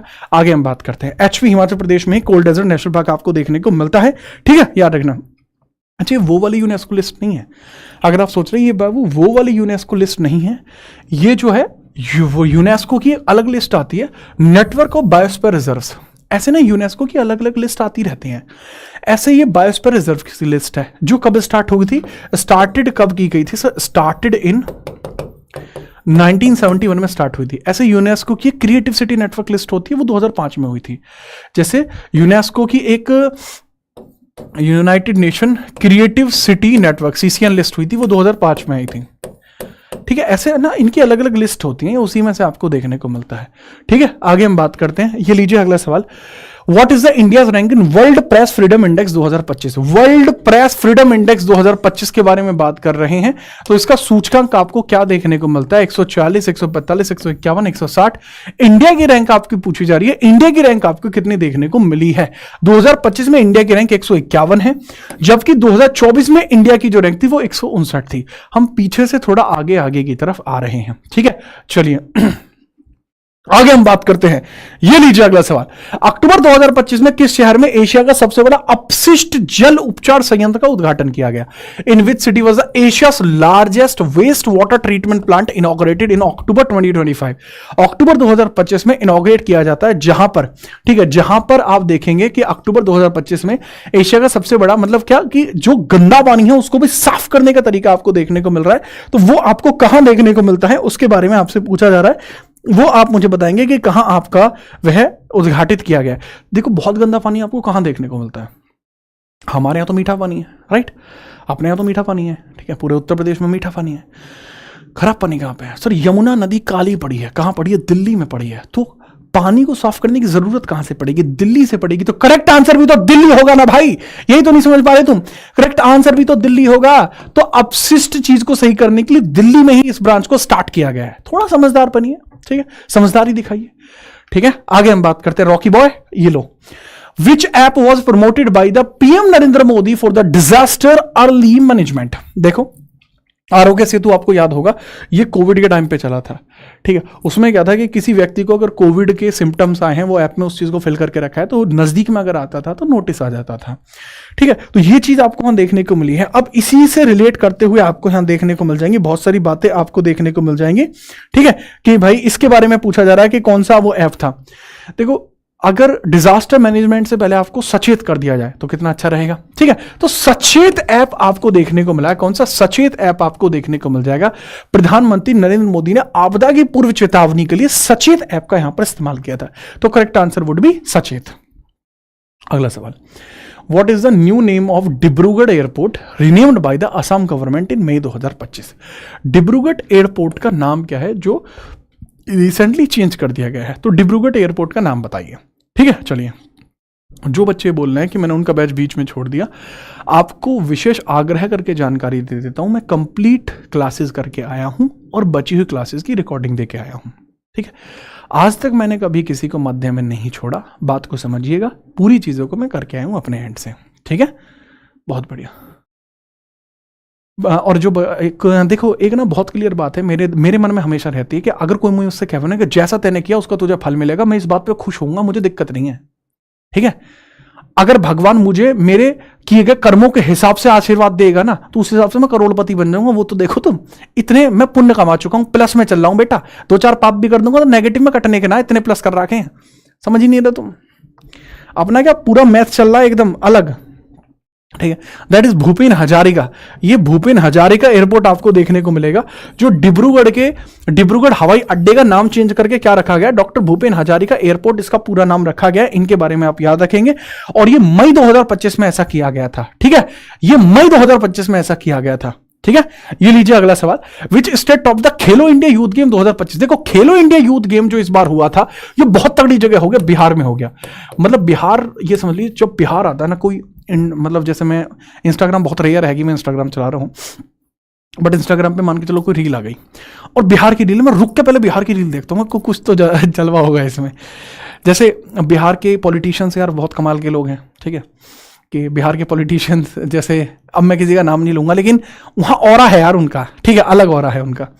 ये चीज़ें आप देखने को मिलेगी। मतलब मैं कोई कंटेंट क्रिएट नहीं करना चाह रहा इस चीज़ में, बट ऑरा है बिहार के पॉलिटिशियंस का। ऐसे बिहार का, जब बिहार में अभी रिसेंटली मैंने एक न्यूज़ पढ़ी थी कि जिस यूनिवर्सिटी में पेपर होने थे, जब बच्चे पेपर देने पहुंचे तो वहाँ यूनिवर्सिटी नहीं थी। मतलब स्कीम, मतलब पूरी डेट शीट आ गई, एडमिट कार्ड आ गया, बच्चे पेपर देने पहुंचे तो उसकी चिनाई चल रही थी। मतलब यूनिवर्सिटी का डेवलपमेंट चला था, नींव भरी हुई थी बस, और पेपर होगा। वहां कोई टीचर नहीं, कोई इन्विजिलेटर नहीं। तो बिहार बहुत आ गया है, ठीक है। तो उसी में आप समझिएगा कि पंख हुआ कहाँ, ये बिहार में हुआ था। और उसका टॉपर कौन रहा? महाराष्ट्र। हरियाणा जो रहा उसमें सेकंड नंबर पे रहा। उत्तर प्रदेश का सिंपल रहता है कि हम खेलों में इतना पार्टिसिपेशन नहीं करते, अपना क्या अपना जलवा है, हम खेल करते नहीं, हम खेल बना देते हैं। तो इनका एक अलग लेवल है, ठीक है। आगे बढ़िए, नेक्स्ट है, what is the India's ranking in 2025? India की रैंकिंग एनर्जी ट्रांजिशन इंडेक्स में कैसी है? एनर्जी ट्रांजिशन क्या होता है? एनर्जी ट्रांजिशन क्या होता है? जैसे अभी क्या अपन दूसरी एनर्जी पे काम कर रहे हैं, दूसरी एनर्जी का काम क्या होता है? जैसे अपन इलेक्ट्रिसिटी वगैरह है, पेट्रोल है, इन सब चीज़ों पे काम कर रहे हैं, तो हम उससे लेकर हम ग्रीन एनर्जी की की तरफ जा रहे हैं, तो वहां से ग्रीन एनर्जी की तरफ जो चेंज करने का तरीका जा रहा है वो किस तरफ जा रहा है, किस लेवल पे अगर हम हैं तो उसके बारे में बात करेंगे। तो सर उसमें हमारी जो रैंक है वो 71st देखने को मिल रही है। इंडिया की रैंक जो है वो 71वीं है। ठीक है, जो ग्लोबल एनर्जी ट्रांजिशन इंडेक्स है उसमें 71वीं रैंक इंडिया की देखने को मिल जाएगी। टॉपर आपको स्वीडन देखने को मिल जाएगा। बहुत लंबे टाइम से स्वीडन ही इसमें टॉप पर आपको देखने को मिल रहा है, स्वीडन टॉप पे है। लीजिए, who was named the global tourism ambassador for the Maldives in June 2025। देखो इस सवाल का जवाब तुम्हें लगता है देना पड़ेगा, मुझे नहीं देने की कोई जरूरत ही नहीं है इस सवाल का जवाब।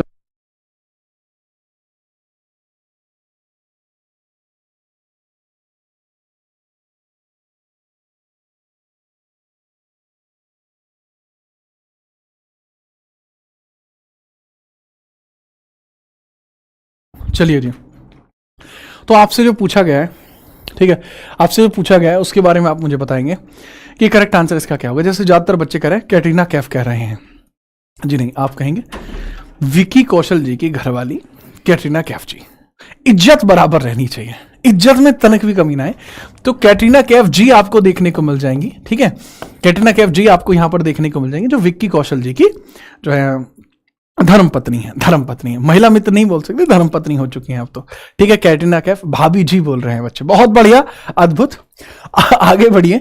अब क्योंकि यहां ब्रांड एम्बेसडर की बात आई और ब्रांड एम्बेसडर के बारे में सवाल बनते हैं। जैसे मुझे याद है मैंने जब 2020 में सीएचएसएल का पेपर दिया था तो मेरे पेपर में क्वेश्चन आया था कि कश्मीर शूटिंग रेंज में, उस समय की करंट अफेयर है वो, कश्मीर शूटिंग रेंज में एक नई रेंज का नाम किस एक्ट्रेस के नाम पे रखा गया है।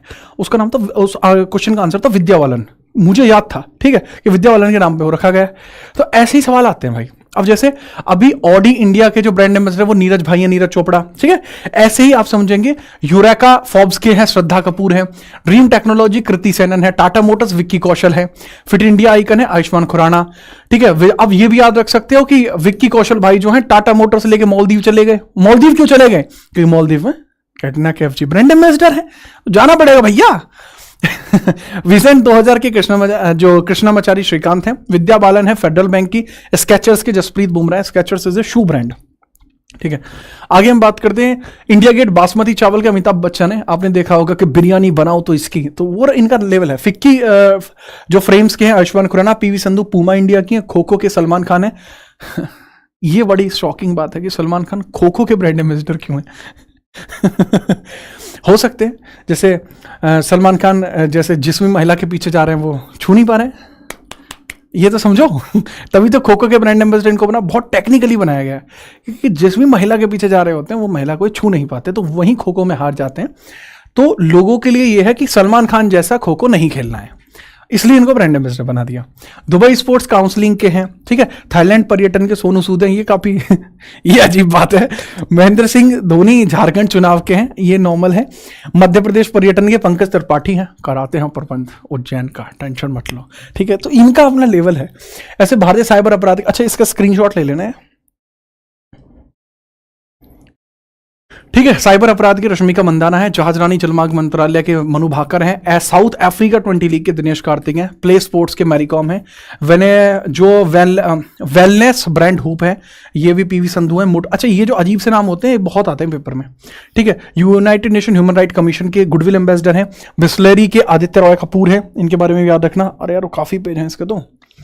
नेक्स्ट है तंबाकू नियंत्रण पीवी संधू, मुथुड के हैं शाहरुख खान, यूनिसेफ के करीना, ठीक है। जो सिट्रॉन के महेंद्र सिंह धोनी, आईसीसी टी20 world cup 2024 Yuvraj Singh, space India के जो है संजना सांघी हैं, जो लोकसभा चुनाव 2024 के आयुष्मान खुराना है, शीतल देवी दिव्यांगजन आइकन है, ठीक है। स्लाइस की नयनतारा है, एवरेडी के नीरज चोपड़ा, फिट इंडिया के नरेंद्र कुमार यादव है, पंजाब स्टेट आइकन शुभमन गिल है, Switzerland friendship ambassador Neeraj Chopra, पांचवा भारतीय रंग महोत्सव 2024 पंकज त्रिपाठी, बोर्ड के रणवीर सिंह है, बेटी बचाओ बेटी पढ़ाओ की पिंकी है जो मिर्जापुर वाली है, पिंकी आपने देखी होंगी मिर्जापुर वाली, ठीक है। फटाफट नोट करके आगे बढ़ते हैं।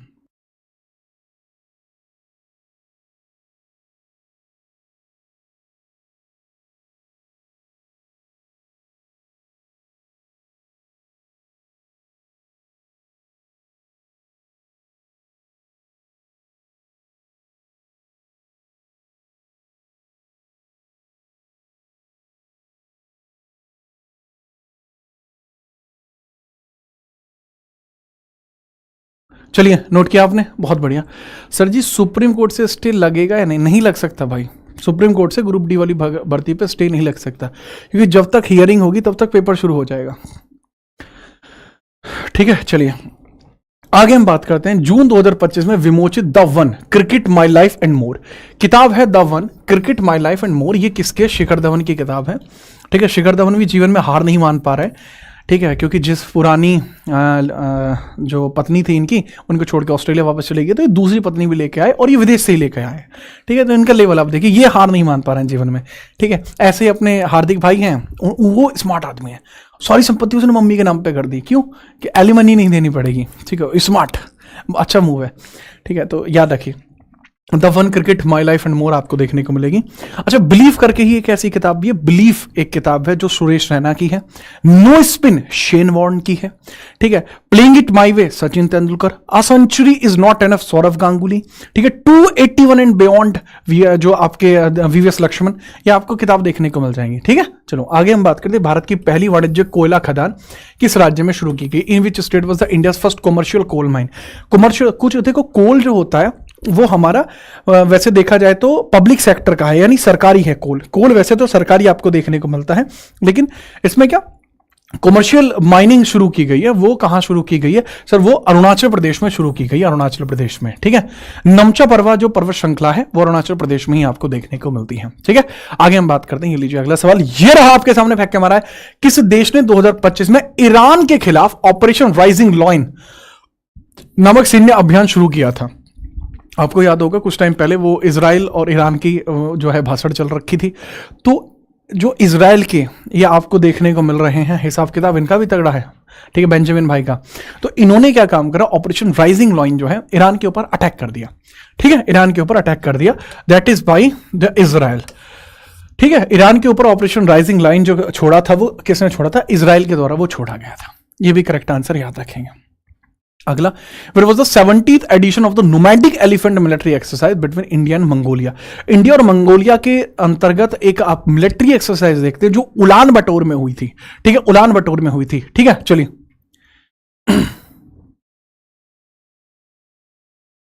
ठीक है, चलिए एक बच्चा कह रहा है कि सर आप कुछ भी अपनी माता जी के नाम मत करना। ठीक है, भाभी जी के लिए ही सोचिएगा। तथास्तु। ठीक है ठीक है, निश्चिंत रहिए, भाभी जी कभी नहीं जाएंगी। तथास्तु। आगे बढ़े, अगला सवाल देखें देखो पहले तो मेरी बात सुनो, जो नोमैडिक एलिफेंट मिलिट्री एक्सरसाइज आपको देखने को मिलती है, इसके बारे में आप ये समझ लेना, ये इंडिया के और मंगोलिया के बीच में होती है। इंडिया एंड मंगोलिया के बीच में होती है। ऐसा क्यों होता है? ऐसा होता है ताकि अगर कल को बैटल लड़ना पड़ जाए और मंगोलिया हमारा समर्थन दे, तो हमारे सैनिक और मंगोलिया में ऐसा ना हो पता लग रही है किसी बात पर बहस होगी, एक बम मंगोलिया मायने डाल दिया हमने। ऐसा नहीं होना चाहिए, हमारा कोऑर्डिनेशन रहना चाहिए मंगोलिया के साथ। तो मंगोलिया में एक जगह होती है उलान बटोर, वहीं पर यह मिलिट्री एक्सरसाइज जो है परफॉर्म की गई थी। यह आपको देखने को मिलती है उलान बटोर मंगोलिया में, जून के महीने में हुई थी। किस देश ने प्रधानमंत्री नरेंद्र मोदी को अपना सर्वोच्च सम्मान दिया था, जिसको grand cross of the order of the Makarios third, ये दिया है ग्रीस ने। मेरियाकस थर्ड अवार्ड ग्रीस ने दिया है। मतलब इन्होंने इतने अवार्ड जीत लिए ना इन्होंने, नरेंद्र मोदी जी ने, कि मुझे अलग से एक वीडियो क्रिएट करनी पड़ी है इनके ऊपर। ठीक है, वीडियो क्रिएट करनी पड़ी है। ठीक है, चलिए ठीक है, याद रखिएगा। आगे हम बात करते हैं। अगला सवाल ये रहा, देखो अलग से वीडियो तो क्रिएट आप चाहें तो सर्च कर सकते हैं, international award by Narendra Modi by Jeet Rana, चाहे तो ये सर्च कर लें, या फिर ये जो पीडीएफ है ये भी आप देख सकते हैं। सेम चीज मैंने यहां भी डलवा दी है कि ट्रिनिडाद एंड टोबैगो जुलाई 2025 में जो क्रिस्टियानो कंगालू ने किसको दिया था? अपने मोदी जी को दिया था। प्रधानमंत्री नरेंद्र मोदी जी को मिले अंतरराष्ट्रीय पुरस्कार। स्लाइड अलग बना दी मैंने इनकी। ठीक है, चलिए घाना में भी इनको अवार्ड मिला था, महामा के द्वारा मिला था। Grand cross of the order of the Makarios Cyprus के द्वारा मिला था। ठीक है, इनके बारे में भी याद रखेंगे। जो मिथिला भूषण, ये मित्र भूषण के नाम से भी जाना जाता है, मिथिला भूषण भी है, इसको मित्र भूषण भी बोलते हैं, श्रीलंका के द्वारा दिया गया था अनुराग कुमार दिशाका ने। ठीक है, बाकी आप इस चीज का स्क्रीनशॉट एकदम अलग लेवल पर ले सकते हैं। आगे हम बात करते हैं, what is the name of the first indigenous anti submarine warfare ship inducted into the Indian navy. भारतीय नौसेना में शामिल पहले स्वदेशी पनडुब्बी रोधी युद्धपोत का नाम क्या है, वो आप बताइए। उस युद्धपोत का नाम आपको क्या देखने को मिल रहा है, उसके बारे में आपसे पूछा जा रहा है, उसके बारे में हम बात करते हैं फटाफट, उसके हम करेक्ट आंसर की बात करते हैं, ठीक है। That is basically INS Arnala. Arnala आपको देखने को मिलते हैं जो अभी रिसेंट में हुई है, ठीक है। एक अपडेट है, पीछे वाले क्वेश्चन में एक अपडेट है, जो मैंने यहां ग्रीस बता दिया था, that is not Greece, that is Cyprus, that is Cyprus, ठीक है। मैं इस सवाल को गलत नहीं करना चाहता था, मैं चाहता तो इसको आगे बढ़ा सकता था, सही भी नहीं करा था। आप कुछ गलत मैं पढ़ाए हुए का कमेंट भी करते तो डिलीट कर सकता था कमेंट। मैंने इसको सही वापस आके इसलिए किया है, कल को अगर ये आपके पेपर में आ जाए, आप गलत कर दें और फिर मुझे गलत बताएं तो वो चीज़ सही नहीं होगी। एक सवाल आया, वो भी अगर आपका गलत हो गया, वो मैं नहीं चाहता। मैं चाहता हूं कि आप मुझसे जो पढ़ के जाएं, भरोसे का दूसरा नाम जीत राना है, जो हमेशा रहेगा। आगे बढ़ी, इसीलिए मैंने इसको वापस आके सही किया है। नेक्स्ट है, which village has declared Himachal Pradesh first solar model. Himachal Pradesh का पहला सौर मॉडल गांव कौन सा है। मतलब इस गांव के अंदर क्या है कि सबके सब जो लोग हैं अपने आप में राजा हैं। क्यों? क्योंकि उनको बिजली का वेट नहीं करना पड़ता। घर की छत पे इन्होंने सोलर पैनल लगा रखे हैं और बिजली ही बिजली है इनके घर में, ठीक है। तो याद रखिएगा, तो वहीं पर आपको देखने को मिलता है इतनी ज्यादा बिजली रखने की वजह से ये लोग अपने आप को राजा समझ रहे हैं, और इसी वजह से इनके पूरे गांव का नाम जो है राजा है, वो भी खास राजा है भाई साहब ये, ठीक है। चलिए, ये खास राजा आपको देखने को मिलते हैं, याद रखिए, राजा खास आपको जगह का नाम भी देखने को मिलता है, ठीक है। चलो आगे बात करिए। अब देखो, मैं चाहता तो क्लास के कमेंटों में आकाश भाई की कमेंट को मैं ब्लॉक कर सकता था, पर मैं नहीं करूंगा, क्योंकि आकाश मेरा पुराना छात्र है। बस अभी इनकी नज़रों में भटकाव है, लोगों ने इनके दिमाग को ऐसा वो कर दिया है, ठीक है। पहले इनका नाम था जमीन, फिर इनका नाम आकाश कैसे हुआ, लोगों ने इनको बहकाया, इतना बहकाया कि आकाश में उड़ने लगे, तो इनका नाम आकाश रख दिया गया। अभी ये मुझे कुछ कह रहे हैं, पर मुझे क्या, कोई बात नहीं, अपना ही बालक है, समझ जाएगा। तो इसलिए अपना लेवल है। अब जैसे लालू प्रसाद यादव हमारी क्लास में है, अब मैं क्या बताऊं इनको। आरपीएफ की पहली महिला महानिदेशक के बारे में पूछा गया है, इनके बारे में आप मुझे बताएंगे ये कौन आपको देखने को मिल रही हैं, ठीक है। ये पहली महिला अध्यक्ष आपको देखने को मिलती हैं, डीजी देखने को मिल रही हैं, जिनका अपॉइंटमेंट जुलाई 2025 में आपको देखने को मिला है। That is Sonali Mishra. इनका नाम क्या, सोनाली मिश्रा आपको देखने को मिल जाएगा। That is correct answer, Sonali Mishra. किसकी डीजी है? आरपीएफ की डीजी है। रेलवे प्रोटेक्शन फोर्स आपको देखने को मिल जाएगी, आरपीएफ। ऑपरेशन दस्तक के द्वारा स्टार्ट किया गया था। के सारे और भी हिसाब किताब है। इसकी स्थापना 1985 में हुई है। कई बार इसके बारे में पूछ लेते हैं, इसकी स्थापना कब हुई है। यशोलाभस्य, इसकी जो टैगलाइन होती है यशोलाभस्य, यशोलाभस्य इसकी टैगलाइन आपको देखने को मिलती है, लाभस्य इसकी टैगलाइन देखने को मिलती है। अगला सवाल, 13वीं नॉर्वे शतरंज 2025 के ओपन वर्क का खिताब किसने जीता है? यार ये वही मैच था, आपने कुछ टाइम पहले देखा होगा कि आपने एक न्यूज़ सुनी थी कि डी गुकेश ने जो है मैग्नस कार्लसन को हरा दिया। न्यूज़ आपने वायरल हुई थी, बहुत सारी चीज़ें आपने देखी थी, राइट। वो सेम ही सीरीज थी, उसी के शुरुआती मैचेस के अंदर मैग्नस कार्लसन को डी गुकेश ने हरा दिया था। But later on D Gukesh का मुकाबला डायरेक्टली मैग्नस से नहीं हुआ, मैग्नस का बाकियों से हुआ, डी गुकेश का भी बाकियों से हुआ। तो एक जो चाइना के जो चेस प्लेयर ने डी गुकेश को हराया था और उसमें मैग्नस कार्लसन उस मैच को जीत गए थे। ओवरऑल मैग्नस कार्लसन इसमें जीते हैं। एनिया जो आपको देखने को मिलती है, एना मुजिचंक जो है वो फीमेल कैटेगरी में इसमें जीती है, मेल कैटेगरी में मैग्नस कार्लसन इसमें जीता है, ठीक है, याद रखिएगा। जून 2025 में किस भारतीय तेज गेंदबाज ने दक्षिण अफ्रीका, इंग्लैंड, न्यूजीलैंड और ऑस्ट्रेलिया में 150 टेस्ट विकेट लेकर पहला एशिया गेंदबाज बनने का रिकॉर्ड बना लिया है? So that is one and only Jassi पाजी। जस्सी पाजी यहां पर जीत गए हैं, ठीक है। काफी फेमस रहे हैं जस्सी पाजी उर्फ जसप्रीत बुमराह, ठीक है, याद रखना। Jasprit Bumrah Skechers shoes brand है, उसके ब्रांड एम्बेसडर हैं, ठीक है। चलिए आगे हम बात करते हैं, ठीक है। Which state become India's third fully functional literally state after Mizoram and Goa? Mizoram और गोवा के बाद आपने वो सुना होगा केरला सर 100% लिटरेसी सर, सुना है? झूठ बात है, क्योंकि केरला सर 94% लिटरेसी सर, लेकिन मिजोरम और गोवा कहते हैं कि वी आर 100% लिटरेट। तो मिजोरम और गोवा के अंदर 100% लिटरेसी का जो हिसाब किताब है वो चल रहा था, और अभी इन दोनों के बाद त्रिपुरा सर 100% लिटरेसी सर, वो भी आपको देखने को मिल जाएगा। ठीक है, याद रखिएगा। त्रिपुरा हो चुका है थर्ड, मिजोरम और गोवा के बाद ये आपका हो चुका है। सर तो फिर सेंसस में ऐसा आएगा, सेंसस यानी जनगणना में ऐसा आएगा। जनगणना अभी हुई नहीं है, जनगणना का रिपोर्ट जैसे ही आती है वो आपको मिल जाएगी। ठीक है, यहीं इसी चैनल जीतना जीएस पे और सिलेक्शन वे पे। जैसे एक बच्चा कह रहा है कि सर क्या आप इस बात पर प्रकाश डालेंगे, आप कितने चैनलों पर पढ़ा रहे हैं। देखो बच्चा, मैं इस बात में मैं प्रकाश डाल देता हूँ, मैं कितने चैनलों पे पढ़ा रहा हूँ। ये मैं ही लाइव चल रहा हूँ, मैं ही हूँ, बढ़िया लग रहा हूँ। देखना चाहता था बाल कैसे हैं, इसलिए मैंने इसको यहाँ पे खोला, बढ़िया लग रहा हूँ, जोरदार। और आप क्लास को लाइक नहीं कर रहे, वो बहुत गलत बात है। ठीक है, क्लास को सबसे पहले आप लाइक कर देंगे। ठीक है, बढ़िया। ये 605 लाइक मुझे ऐसा लग रहा है बहुत कम है, जिस हिसाब से आप छात्र हैं। ठीक है, आपके लेवल के हिसाब से कम है, पहले इसे लाइक कर देना। ठीक है, दूसरा सिलेक्शन पे यूट्यूब चैनल पे आपकी क्लास चलती है। जैसे मैं मॉक लेता हूँ, अभी मैंने थोड़ी देर पहले मॉक लिया था, भौकाल मॉक था। गलत आदमी हो तुम अगर मॉक नहीं ले रहे हो। ठीक है, बाकी रीजनिंग की क्लास, जीएस केमिस्ट्री की क्लास चल रही है, वो भी देख लो। ठीक है, और गगन सर के अपने मॉक्स आ रहे हैं, वो नहीं देख पा रहे हो, कितनी गलत बात है आपकी। सही आदमी थोड़ी हो तुम। ठीक है, बैच के बारे में मैंने बता ही दिया है कि भौकाल जारी है। ठीक है, वो टैगलाइन मेरी बहुत पुरानी टैगलाइन है। ठीक है, जिसमें मैं कह रहा होता हूं कि भौकाल जारी है, इस बार सिलेक्शन की आपकी बारी है, ये वाली। हाँ, जोरदार। आगे हम बात करते हैं। ठीक है, आगे हम बात करते हैं। ये लीजिए अगला सवाल। अच्छा, जितने भी ऐसे बच्चे हैं जो कह रहे हैं कि सर आपने मूल विधि की क्लासेस जो स्टार्ट करी थी वो आपने स्टार्ट नहीं करी, देखो भाई, मूल विधि की क्लास में स्टार्ट ऑलरेडी कर चुका था और मूल विधि की क्लास को मैं पूरा भी कराऊंगा।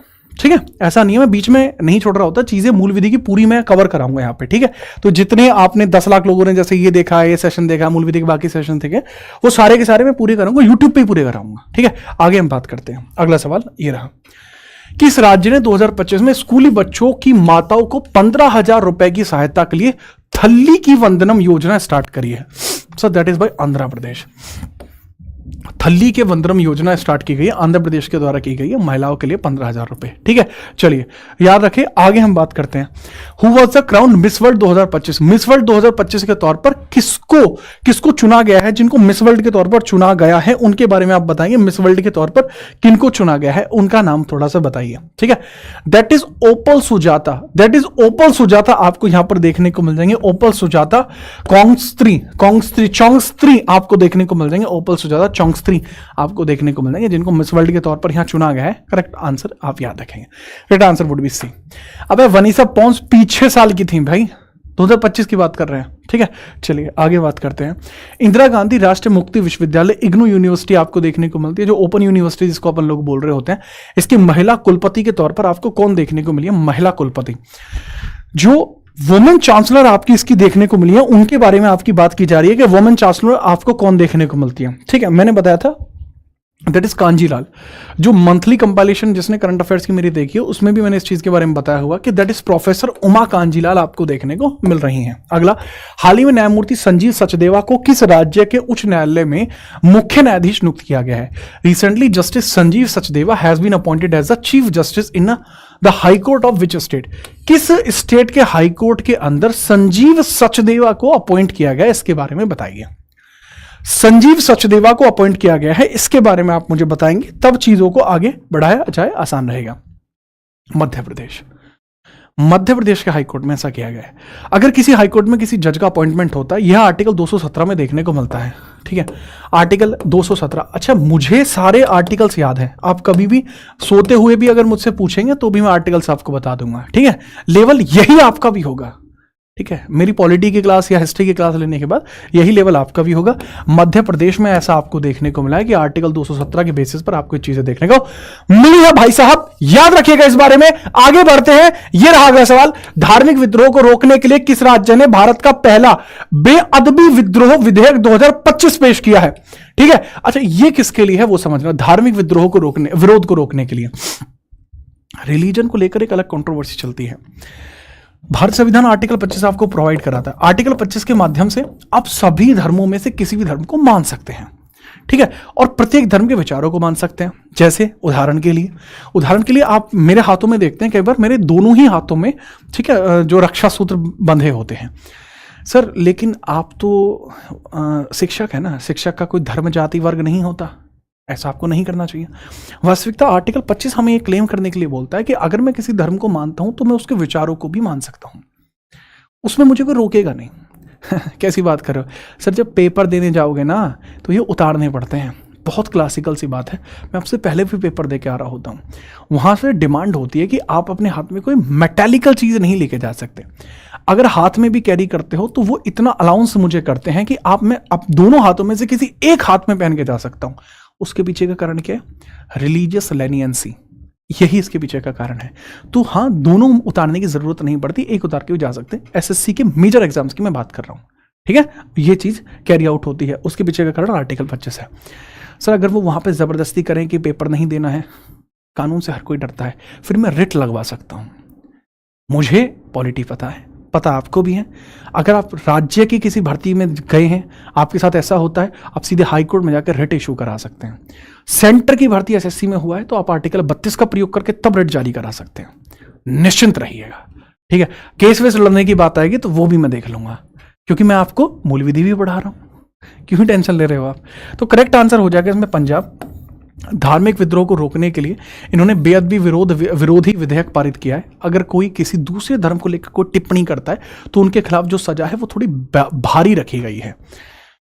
अगला सवाल, किस शहर में भारत के पहले हाइड्रोजन संचालित ट्रेन कोच का सफलतापूर्वक परीक्षण किया गया है?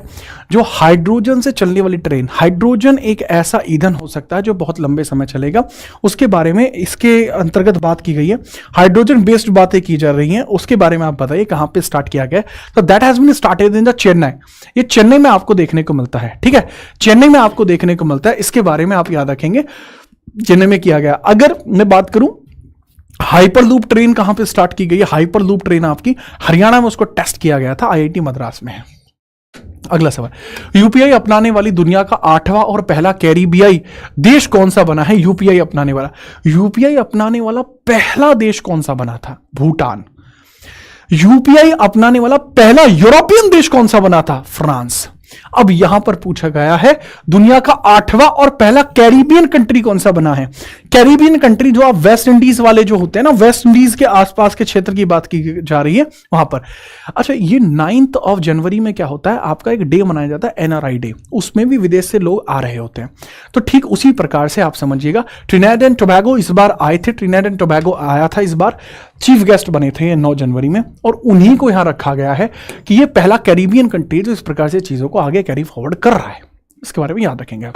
अगला सवाल ये रहा कंप्यूटर स्क्रीन पर 64वें नंबर का, किस पूर्व इंटरनेशनल बुकर पुरस्कार विजेता को पेन ट्रांसलेट अवार्ड 2025 का विजेता घोषित किया गया है? अब मैं ये बता चुका हूं, ये दैट इज बानू मुश्ताक। सुधा मूर्ति बहुत अच्छा लिखती हैं, सुधा मूर्ति हैं बहुत अच्छा लिखती हैं, ठीक है, याद रखिएगा। बट बानू मुश्ताक ये हैं, इन्होंने ही हर्ट लैंप लिखी है, ठीक है, याद रखिएगा। आगे हम बात करते हैं 66वीं इंटरनेशनल गणित ओलंपियाड 2025 में भारत को कौन सा स्थान मिला? मैथमेटिकल ओलंपियाड देखने को मिलता है जो इंटरनेशनल लेवल पर होता है।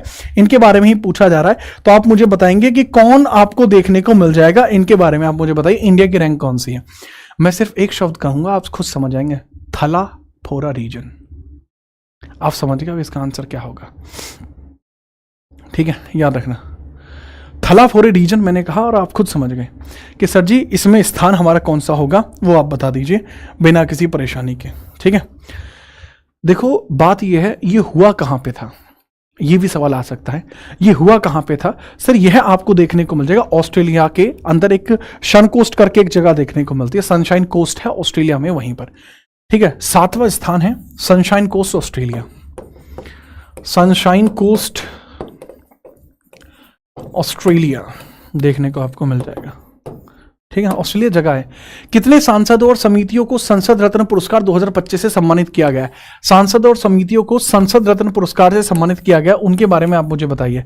संसद रत्न पुरस्कार जो होते हैं एवरी ईयर मिल रहे होते हैं, ठीक है। इस बार इसका 15वां एडिशन आपको देखने को मिला था, 15वां एडिशन आपको देखने को मिला था, उसके बारे में आपसे पूछा जा रहा है। 17 लोगों को संसद रत्न पुरस्कार इस बार दिया गया, संसद रत्न पुरस्कार इस बार दिया गया, अगस्त में दिया गया था, 15वां एडिशन था, ये बात मैं ऑलरेडी बता चुका हूं। अब क्योंकि 15वां एडिशन था तो स्टार्ट कब हुए होंगे? 2025 चल रही है, 15 घटाओ 2010, करेक्ट है।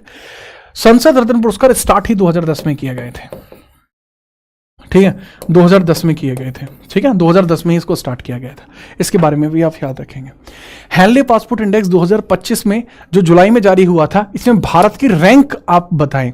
What is the rank of India in the Henley passport index 2025? तो हेनले पासपोर्ट इंडेक्स में भारत की रैंक है, वो दिख भी रहा है, 77वीं रैंक है। बट ये सवाल नहीं आएगा पेपर में। क्यों नहीं आएगा? क्योंकि ये बहुत ज़्यादा, आप ये समझ लीजिए, बहुत बहुत क्रूशियल सा डेटा नहीं होता, ये चेंज होता रहता है। ठीक है, फ्रेजाइल डेटा है। अभी ये ना क्वार्टरली निकलता है, या तो ये लिख के बोलेगा क्वार्टरली, ये थर्ड क्वार्टर का डेटा है। नेक्स्ट, जुलाई 2025 में पेशेवर क्रिकेटर ने मात्र 5 गेंदों में 5 विकेट लेने वाले पहले खिलाड़ी बने हैं। ये कौन बने हैं सर? ये आयरिश हैं and that is Curtis Campher. ठीक है, 5 बॉल में 5 विकेट इन्होंने लिए हैं। काफी फेमस इनका हिसाब किताब रहा है। हाल ही में किस राज्य या केंद्रशासित प्रदेश में एक सड़क एक दिन योजना का प्रस्ताव पारित किया गया है?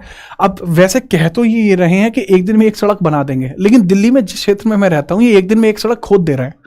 ठीक है, आप ये समझ लीजिए, एक दिन में एक सड़क खोद देते हैं ये।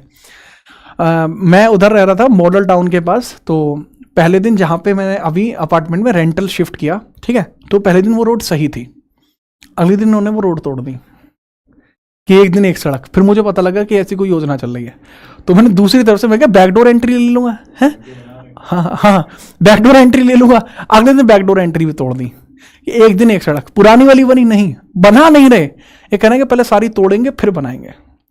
तो मैंने कहा ये बहुत इंस्पायर्ड लग रहा है। तो किसी दिन हाईवे का भी नंबर आ सकता है, इस वजह से मैंने तो डोरेमोन से खास रिक्वेस्ट करी है कि मेरे लिए बैम्बू कॉप्टर, एनीवेयर डोर, इस तरीके की चीज़ों का जो करे। तो रेखा जी ने मना कर दिया कि इंपोर्ट ड्यूटी लगा दूंगी, करने नहीं दूंगी, कि सड़क बनाऊंगी तब बात करना। अब मैं कहा ठीक है जी मैम। तो ये आपको दिल्ली में देखने को मिलता है। ये बीजेपी कैंडिडेट है, 70 सीटें आपको देखने को मिलती हैं दिल्ली के अंदर, 70 सीटें आपको देखने को मिलती हैं टोटल। दिल्ली में पहले ऐसे चुनाव नहीं हुआ करते थे। 1992 में आपको देखने को मिलता है, 1992 में आपको देखने को 1991 में आपको देखने को मिलता है। 69वां संविधान संशोधन हुआ था, 69 CAA आपको देखने को मिला था, जिसके बाद से दिल्ली में इलेक्शन होने शुरू हुए। ठीक है, इसके बारे में आप याद रखेंगे। ठीक है, चलिए आगे हम बात करते हैं। नेक्स्ट मैसेज आ गया, थम जाओ। और इसके पीछे का रीजन क्या था? क्योंकि महिला यहां पे थी। अगर ये पुरुष सीएम होता तो ऐसा मैसेज नहीं आ रहा होता। चलिए आगे हम बात करते हैं। पुरुष सीएम से मुझे याद आया कि इससे पहले जो पुरुष सीएम थे दिल्ली के, वो कौन थे? इससे पहले अतिशा, जो मॉडर्न भी रही थी कुछ टाइम के लिए, वो भी महिला थी। उससे पहले अरविंद केजरीवाल थे, उनको प्यार से लोग केजू कहते थे, बढ़िया आदमी थे। नहीं है तो अभी भी मफलर मैन उनको बोलते थे, है तो अभी भी, लेकिन अब वो सीएम नहीं रहे, जीवित है, सीएम नहीं है। हाल ही में भारत के दूसरे सबसे लंबे केबल स्टैंड पुल का उद्घाटन कहां किया गया है बताइए? Where was the India second largest cable straight bridge inaugurated recently?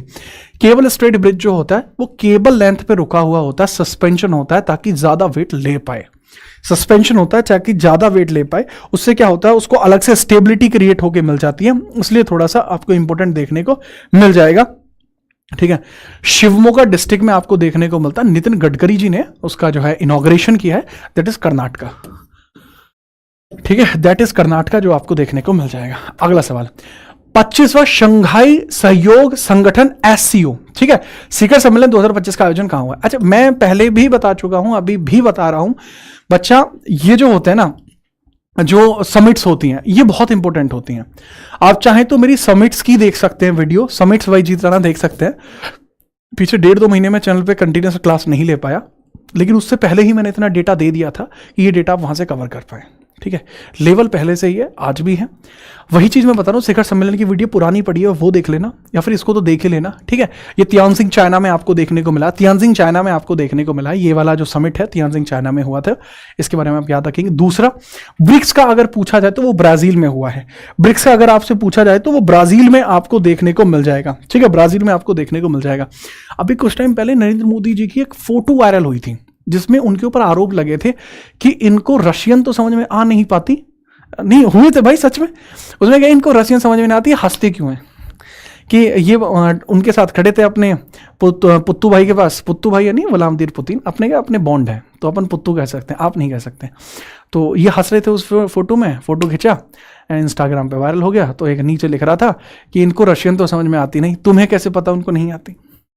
क्या पता आती हो, सीख ली हो। लेकिन नहीं, इनको तो बस आरोप लगाने, ठीक है, गलत बात है। तो तियानजिंग चाइना का ही वो फोटो था जिसमें ये तीनों लोग खड़े थे, ठीक है, गैंगस्टर। इसमें ये मोदी जी हैं अपने, ठीक है, वो छोटे से लग रहे हैं पर आगे लाइन में खड़े कर रखे कम हाइट के चक्कर में, ठीक है। पुत्तू है, व्लादिमीर पुतिन जी ये रहे, ठीक है, और शी जिनपिंग भी इसके अंदर थे, ठीक है, याद रखना। ये लीजिए अगला सवाल, अगस्त 2025 में लिथुआनिया की नई प्रधानमंत्री के रूप में किसको नियुक्त किया गया है? ठीक है, क्या मेलोनी भी आई थी इसमें, लेकिन फिर वो है कि दूर रहे क्योंकि फिर मीम बन जाते हैं, ठीक है। अब देखिए इनका नाम है इंगार रुजीनिया, इनका नाम है इंगार रुजीनिया, अब याद रख सकते हैं, लिथुआनिया की है, नई प्रधानमंत्री बनी है, फीमेल है, पहली बार बनी है, इसलिए याद रखना, ठीक है। आगे हम बात करें डिल्मा रूसेफ। अब डिल्मा रूसेफ अलग थी, हंगेरिया की हैं वो। चलो अगला सवाल ये आया, अगस्त 2025 में भारत के नए उपसेना प्रमुख के तौर पर किसको नियुक्त किया गया? उपसेना प्रमुख की बात की जा रही है, उनके बारे में आप बताइए। अगर किसी ने DK त्रिपाठी बता दिया तो फिर मैं बता दूंगा। DK त्रिपाठी अखंडानंद त्रिपाठी जी के संबंधी हैं और ये नेवी में काम करते हैं, ठीक है, नेवी के एडमायरल हेड के तौर पर आपको देखने को मिल जाएंगे, इनके बारे में सीधे तौर पर आप याद रखना, ठीक है। लेकिन पुष्पेंद्र जी आपको जो देखने को मिल रहे हैं, ठीक है, पुष्पेंद्र सिंह जो आपको देखने को मिल रहे हैं, ये पुष्पेंद्र सिंह आपको देखने को मिल रहे हैं, जो vice chief of Indian army आपको देखने को मिल रहे हैं, जो अगस्त 2025 में अपॉइंट किए गए थे, ठीक है, इनके बारे में आप सीधे तौर पर याद रखेंगे, ठीक है। सिनसिनाटी ओपन 2025 में महिला एकल खिताब किसके द्वारा जीता गया, इनके बारे में आप बताएंगे। सिनसिनाटी ओपन आपको देखने को मिल जाएगा। अच्छा, Cincinnati is a name of a place, Cincinnati एक जगह का नाम है, ठीक है, सिनसिनाटी क्या है? सिनसिनाटी एक जगह का नाम है, उन्हीं के बारे में आपको देखने को मिल रहा है, ठीक है। सिनसिनाटी के बारे में आपसे पूछा जा रहा है कि कौन आपको देखने को मिली है, इनके बारे में मुझे बताइए, ठीक है। चलिए फटाफट आप मुझे बताएंगे, ठीक है, बिना किसी परेशानी के। अगर मेल कैंडिडेट होता तो किसने जीता है? मेल कैंडिडेट में अगर मैं पूछूं, मेल में ये अवार्ड जो जीता है कार्लोस एलकराज ने जीता है, कार्लोस ने जीता है, एलकराज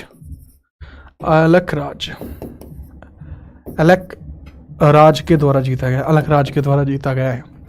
और अगर पूछा जाए सिनसिनाटी ओपन जो जीता है वो ईगा स्वेतिक ने जीता है, ईगा स्वेतिक ने जीता है, ठीक है, ईगा स्वेतिक के द्वारा जीता गया, इसमें याद रखना, ठीक है, याद रखना। ईगा स्वेतिक इस पॉलिशानी पोलैंड की है। नेक्स्ट, अगस्त 2025 में भारतीय मूल की किस युवती ने इंग्लैंड और वेल्स की सबसे कम उम्र की सॉलिसिटर जनरल बनने का गौरव प्राप्त किया है? सबसे कम उम्र में ये सॉलिसिटर बन चुके हैं, यानी अपनी लॉ की डिग्री प्राप्त कर चुके हैं। अच्छा, ये फर्क होता है बैरिस्टर कौन होता है? जैसे अगर आप हमारे यहाँ पे लॉ पूरा करेंगे तो आप एडवोकेट हो जाएंगे, पहले आप लॉयर होंगे जब तक आप बार काउंसिल का एग्जाम नहीं निकालने के बाद आप एडवोकेट बन जाएंगे। सेम चीज अगर आप लंदन में करते हैं तो आप बैरिस्टर बनेंगे, टर्म है। और इसी प्रकार से इंग्लैंड और वेल्स के अंदर इंडियन ओरिजिन की वुमेन है जो उस वहां पे बार काउंसिलेट एग्जाम को भी निकाल चुकी हैं, वो आपकी सॉलिसिटर बनती हैं, तो इनका नाम आपको क्या देखने को मिल जाएगी वो मुझे बताइए। इनका नाम है कृषांगी मिश्राम, इनका नाम आपको देखने को मिल जाएगा, इनके बारे में याद रखना। सारा तेंदुलकर जी सिर्फ इंस्टाग्राम पे छाई हुई हैं, पढ़ाई लिखाई के मामले में इनका भाई कोई हिसाब किताब नहीं है, पढ़ाई लिखाई के मामले में आप याद रखेंगे कृषांगी मिश्राम, ठीक है, याद रखिए। अगला सवाल, पुस्तक है the rise of the hitman, किताब है the rise of the hitman, the Rohit Sharma story. देखो जनरली अगर देखो तो मुझे बढ़िया लगते हैं भाई, ये लेवल है इनका भी, मुझे बढ़िया लगते हैं, और बढ़िया लगते हैं इनकी पारी, इनके पुल शॉट अच्छे हैं, ठीक है, खेलते हैं तो खेलते ही चले जाते हैं, ठीक है, भूल जाते हैं कि वापस घर भी जाना है, तो लेवल है इनका, ठीक है। तो ऐसी rise of the hitman R Kaushik की किताब है, ठीक है, बाकी और कोई है नहीं जो इतना अच्छा लिखता हो, आर कौशिक कमाल के राइटर हैं, अच्छा लिखते हैं, ठीक है। चलिए, ललित कला academy award 2025 made me change लड़की की मूर्ति, मेड मी चेंज लड़की की जो मूर्ति आपको देखने को मिल रही है, ये किसके द्वारा बनाई गई थी जिसकी वजह से उनको ललित कला एकेडमी अवार्ड मिला था? ये किसको मिला है उनके बारे में बताइए, ठीक है। जैसे एक बच्चे के मार्मिक चित्रण किसी के जीवन को इतना बदल सकता है, वो एग्जाम्पल आप अशोक का ले सकते हैं। अशोक के सामने निग्रोध नाम का एक बच्चा आया था जब वो कलिंग के बैटल के बाद बचता है, बहुत मार्मिक स्टोरी है, इस तरीके से कि अशोक ने आदेश दिया था कि कलिंग में मुझे जीवित कोई नहीं चाहिए, महिला, बच्चे, बूढ़े, सब जो युद्ध क्षेत्र में आए उसकी हत्या कर दो, ये लेवल बचा था।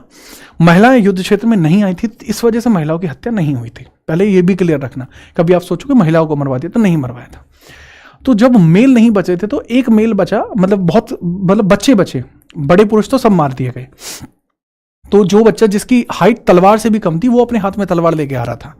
तो पूछा अशोक ने कि तुम क्यों आए हो, तुम तो इसे चला भी नहीं सकते। तो उसने कहा कि और पुरुष बचे कहाँ हैं। तो उस चीज ने उनकी मेंटालिटी को चेंज कर दिया और उन्होंने धम्म नीति को अपना लिया कि आज के बाद मैं कभी भी इस प्रकार के बैटल्स को नहीं लड़ूंगा जिसमें इतनी सारी जानें जाएंगी। ठीक है, याद रखना। ये जो है प्रेमचंद पोखराम की जो है डिजाइनिंग है, जिसमें इन्होंने एक बच्चे को बहुत ज्यादा मार्मिक तरीके से चित्रित किया, जिसकी वजह से उन्हें ललित कला अकेडमी अवार्ड मिला है। ठीक है, याद रखना।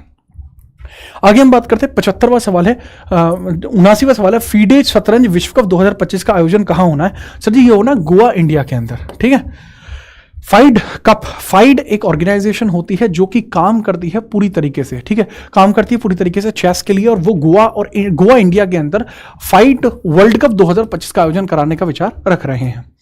अगस्त 2025 में भारत का पहला पूर्णतः डिजिटल साक्षर राज्य कौन सा बना है। इंडिया का पहला फुली डिजिटली लिटरेट स्टेट, मतलब एक ऐसा स्टेट जो पूरी तरीके से लिटरेट हो चुका है। जैसा मैंने बताया Kerala sir 100% literacy sir, 94% literacy वैसे इनकी सेंसस के अकॉर्डिंग है, लेकिन डिजिटली अपने आप को लिटरेट बताते हैं। ठीक है, याद रखिएगा। नेक्स्ट है IMD। ठीक है, IMD विश्व प्रतिस्पर्धा सूचकांक रैंकिंग के बारे में पूछा है कि भारत का स्थान आपको इसके अंतर्गत कौन सा देखने को मिलता है, उसके बारे में आप बताएंगे। What is the rank of India in the competitive index. पहले नंबर पर स्विट्जरलैंड है, स्विट्जरलैंड आपको देखने को मिल जाएगा। ठीक है, यानी एक अगर हम वहां पे आप व्यापार स्टैब्लिश करेंगे तो किस प्रकार का आपको वहां पे कंपटीशन देखने को मिल सकता है, उसके बारे में यहां पर बात की जा रही है। इंडिया का रैंक कौन से नंबर पे है, 41st रैंक है इंडिया का। पहले नंबर पे स्विट्जरलैंड है, दूसरे पे सिंगापुर है। इसका मतलब क्या है कि अगर आप कहीं पर स्टार्टअप शुरू करते हैं तो सबसे अच्छा स्टार्टअप कहां पे पनप पाएगा, स्विट्जरलैंड में। दूसरे नंबर पे सिंगापुर में। इंडिया का रैंक है 41st, बहुत पीछे है। इसलिए हमारे यहां बहुत सारे स्टार्टअप बनते हैं लेकिन मर जाते हैं। टॉप 500 ग्लोबल ब्रांड की सूची के अनुसार शीर्ष स्थान पर कौन सा ब्रांड आपको देखने को मिला है, माइक्रोसॉफ्ट। टॉप पे, टॉप 2025 के ग्लोबल ब्रांड्स के अंदर पहले पे है माइक्रोसॉफ्ट, देन एनवीडिया है, एप्पल है, अमेजॉन है, गूगल है। काफी अलग अलग लेवल आपको देखने को मिला है। ठीक है, अलग अलग लेवल आपको देखने को मिला है, याद रखना। आगे हम बात करते हैं 2023 के लिए 55वां दादा साहब फाल्के पुरस्कार किसको मिला है, उसके बारे में मुझे बताइए। दादा साहब फाल्के अवार्ड। ठीक है, फटाफट बताइए। सर मेरा आपने एक भी जवाब नहीं दिया। क्या जवाब था तुम्हारा, क्या चाहिए था तुम्हें, बताओ। ठीक है बताइए। मोहनलाल सर को मिला है। सर यार लालू भाई तुमने कमेंट नहीं करी, पहली बात तो यह है। तुमने इस बार वोट भी नहीं मांगी, इस वजह से तुम्हारी पार्टी चुनाव हार गई। गलत बात है ये। ठीक है, करेक्ट आंसर है इसका आपको देखने को मिल जाएगा, दैट इज मोहनलाल जी। मोहनलाल जी को इस बार का दादा साहब फाल्के अवार्ड मिला है। Dada Saheb Phalke award film industry का सबसे बेस्ट अवार्ड होता है। ये एक लाइफ टाइम अचीवमेंट अवार्ड है, ये किसी मूवी के लिए नहीं बनता। ठीक है, यह एक लाइफ टाइम अचीवमेंट अवार्ड है। This is life time achievement award, achievement award है। ये लाइफ टाइम अचीवमेंट अवार्ड आपको देखने को मिल जाएगा। ठीक है, आगे बढ़िए। 84वां सवाल, दादा साहब फाल्के अवार्ड के बारे में मैंने सोचा क्यों ना सारा कुछ आपको बता दूं। दादा साहब फाल्के अवार्ड के बारे में अगर हम बात करते हैं, जैसे सम्मान जो एक नागरिक को मिल सकता है टॉप, वो भारत रत्न मिल सकता है, स्पोर्ट्स में मिल सकता है मेजर ध्यानचंद, उसी प्रकार से सिनेमा में जो मिल सकता है वो दादा साहब फाल्के अवार्ड है। ठीक है, याद रखिएगा। 1969 में उनके 100वें जन्म दिवस के ऊपर इनको लाया गया था। भारत की जो पहली फिल्म बनी थी राजा हरिश्चंद्र, वो इन्हीं के द्वारा डायरेक्ट की गई थी, इसलिए बहुत फेमस आदमी देखने को मिलते हैं। ये किसके द्वारा दिया जाता है, ministry of information and broadcasting के द्वारा दिया जाता है। वर्तमान में मंत्री अश्विनी वैष्णव है। पहली बार ये 1969 में मिला था देविका रानी को, पहली बार 1969 में मिला था देविका रानी को। उनके बारे में आप याद रखेंगे। ठीक है, याद रखना। और अगर मैं बात करूं अभी रिसेंटली किसको दिया गया, अभी रिसेंटली जो दिया गया था वो अपने मोहनलाल जी को दिया गया था। ठीक है, अब यहां पर आप देखो जो अगला है सवाल, सितंबर 2025 में किस देश ने दुनिया का पहला AI मंत्री डायला, ठीक है, डायला को यहां पर लॉन्च किया है। ये डायला जी आपको देखने को मिल रही है। डायला जी कोई महिला नहीं है। आप भावनाओं में मत बहना कि ये महिला है, नहीं है, ये एआई है, ठीक है। तो उसमें तो आप एकदम दिमाग लगाओ, एआई है, इनको सोचने की बारी जरूरत नहीं है इनके बारे में। तो किसके द्वारा ऐसा किया गया? That is Albania. अल्बानिया ने ऐसा किया है, ठीक है, याद रखना। अगला सवाल, 82वें वेनिस इंटरनेशनल फिल्म महोत्सव 2025 में सर्वश्रेष्ठ निदेशक का पुरस्कार किस भारतीय फिल्म निर्माता ने जीता है? कौन भारतीय फिल्म निर्माता है जिसने 82वें वेनिस इंटरनेशनल फिल्म महोत्सव के अंदर अवार्ड जीता है? फटाफट बताइए। अनिक्स बेटा मान जा, बताऊं अभी, ठीक है, ठीक है। देखो एक मूवी आती है song of the forgotten trees, एक मूवी आती है song of the forgotten trees, song of the forgotten trees, song of the forgotten trees आपको देखने को मिलती है, फॉरगॉटन ट्रीज आपको देखने को मिल जाती है। और उसी में आप समझिएगा कि अन्नपूर्णा राय जी के द्वारा यह जो अवार्ड है वो जीता गया है, निर्माता ने जीता, वो अन्नपूर्णा राय जी के द्वारा यह अवार्ड जीता गया है। तो सीधे तौर पर अन्नपूर्णा राय आप इसमें याद रखेंगे, अन्नपूर्णा राय इसके अंदर आप याद रखेंगे, ठीक है, काफी आसान हो जाएगा। मूवी जो इन्होंने डायरेक्ट की है वो आपने देखी है? नहीं, मैंने भी नहीं देखी ठीक है, इसमें आप डायरेक्टली याद रखिएगा। अगले सवाल की तरफ बढ़ते,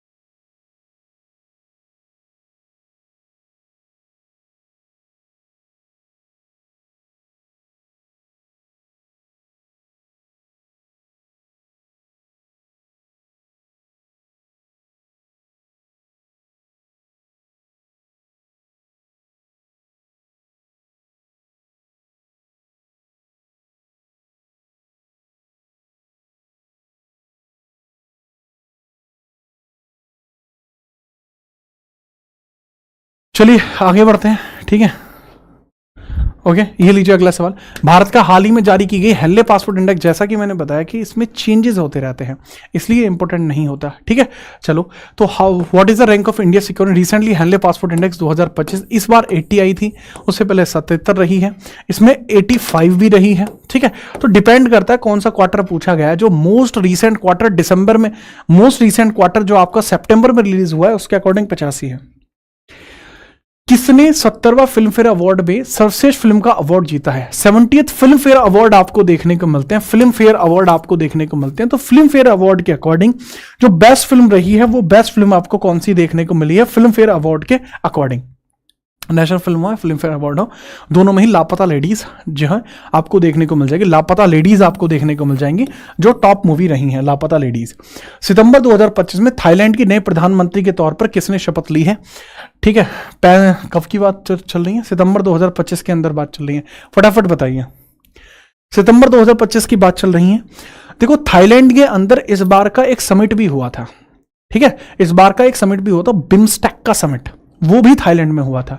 तब पेंटागॉर्टन शाइनावात्रा आपको देखने को मिलती थी, वहां की पीएम थी, वो उस टाइम पे पीएम थी, अभी की पीएम नहीं थी, ये उस टाइम की पीएम थी। लेकिन अभी चेंज हो चुका है, इनके ताऊहर की लड़की बन गई है अब, जिनका नाम है अंतुन चारनीविकुल, ठीक है। और अगर आप मजाक मान रहे हो कि मैं ताऊ की लड़की ऐसी मजाक में बोला है, तो ये सच बात है, इनकी ही कजिन अब यहां पर बनी है, ठीक है।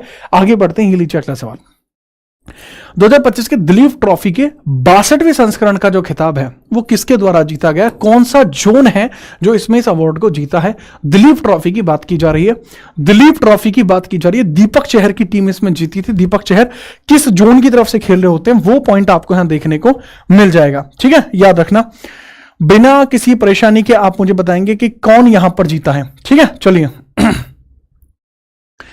तो इसमें जो अवार्ड जीता है, साउथ जोन तो इसमें हारा है, साउथ जोन तो इसमें हारा है, सेंट्रल जोन इसमें जीता है, सेंट्रल जोन वॉन दिस। और हारा कौन है? दैट इज रनर अप आपको देखने को मिल जाएगा, साउथ जोन रनर अप, ठीक है। अब एक सवाल बन सकता है आपका कि जो टीम जीती है उसके हेड कौन है? रजत पाटीदार, ठीक है, दैट इज रजत पाटीदार, रजत पाटीदार आपको देखने को मिल जाएंगे। क्या रजत पाटीदार एक अच्छे आदमी है? बहुत जोरदार आदमी है। जो आरसीबी को कब जिता सकते हैं वो किसी को भी कब जिता सकते हैं भाई, ये तो सोचो आप।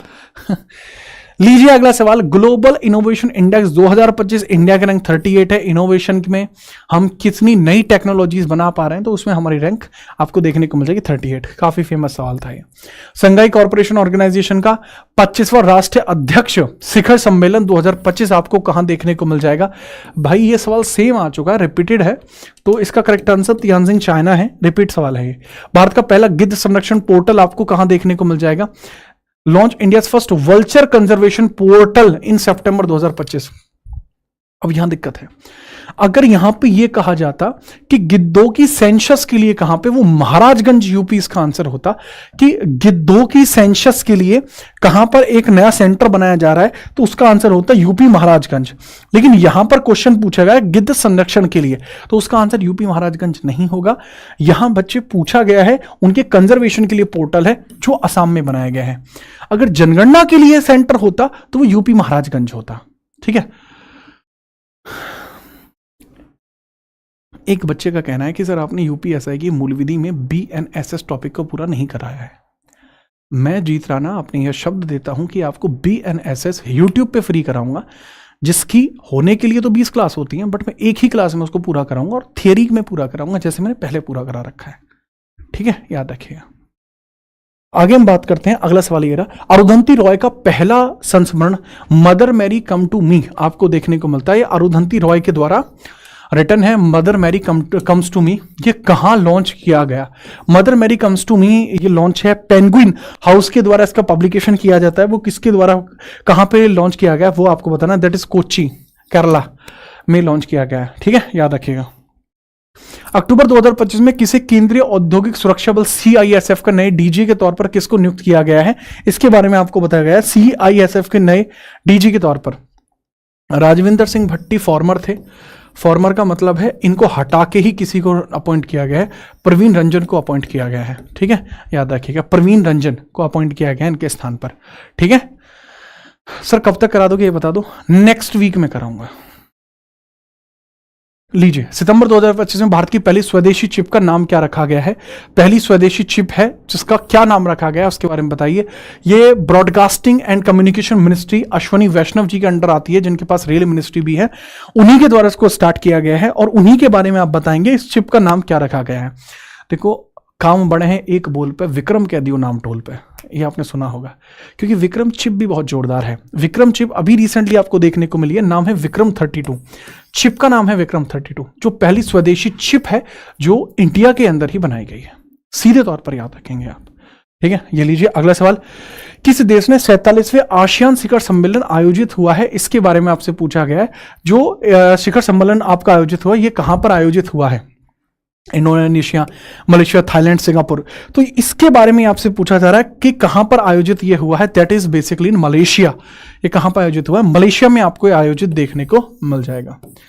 मलेशिया में आपको आयोजित देखने को मिल जाएगा 47वां आसियान शिखर सम्मेलन। कहां? मलेशिया में देखने को मिलेगा। बालोद भारत का पहला आधिकारिक रूप से बाल विवाह मुक्त जिला बन गया है। यह आपको कहां देखने को मिल जाएगा? बाल विवाह मुक्त जिला। बाल विवाह के केसेस राजस्थान में मेजर केसेस आपको देखने को मिलते थे और बाल विवाह को रोकने के लिए बहुत बार प्रयास भी किए गए। ठीक है, चाइल्ड मैरिज प्रोहिबिशन एक्ट 2005 भी आया।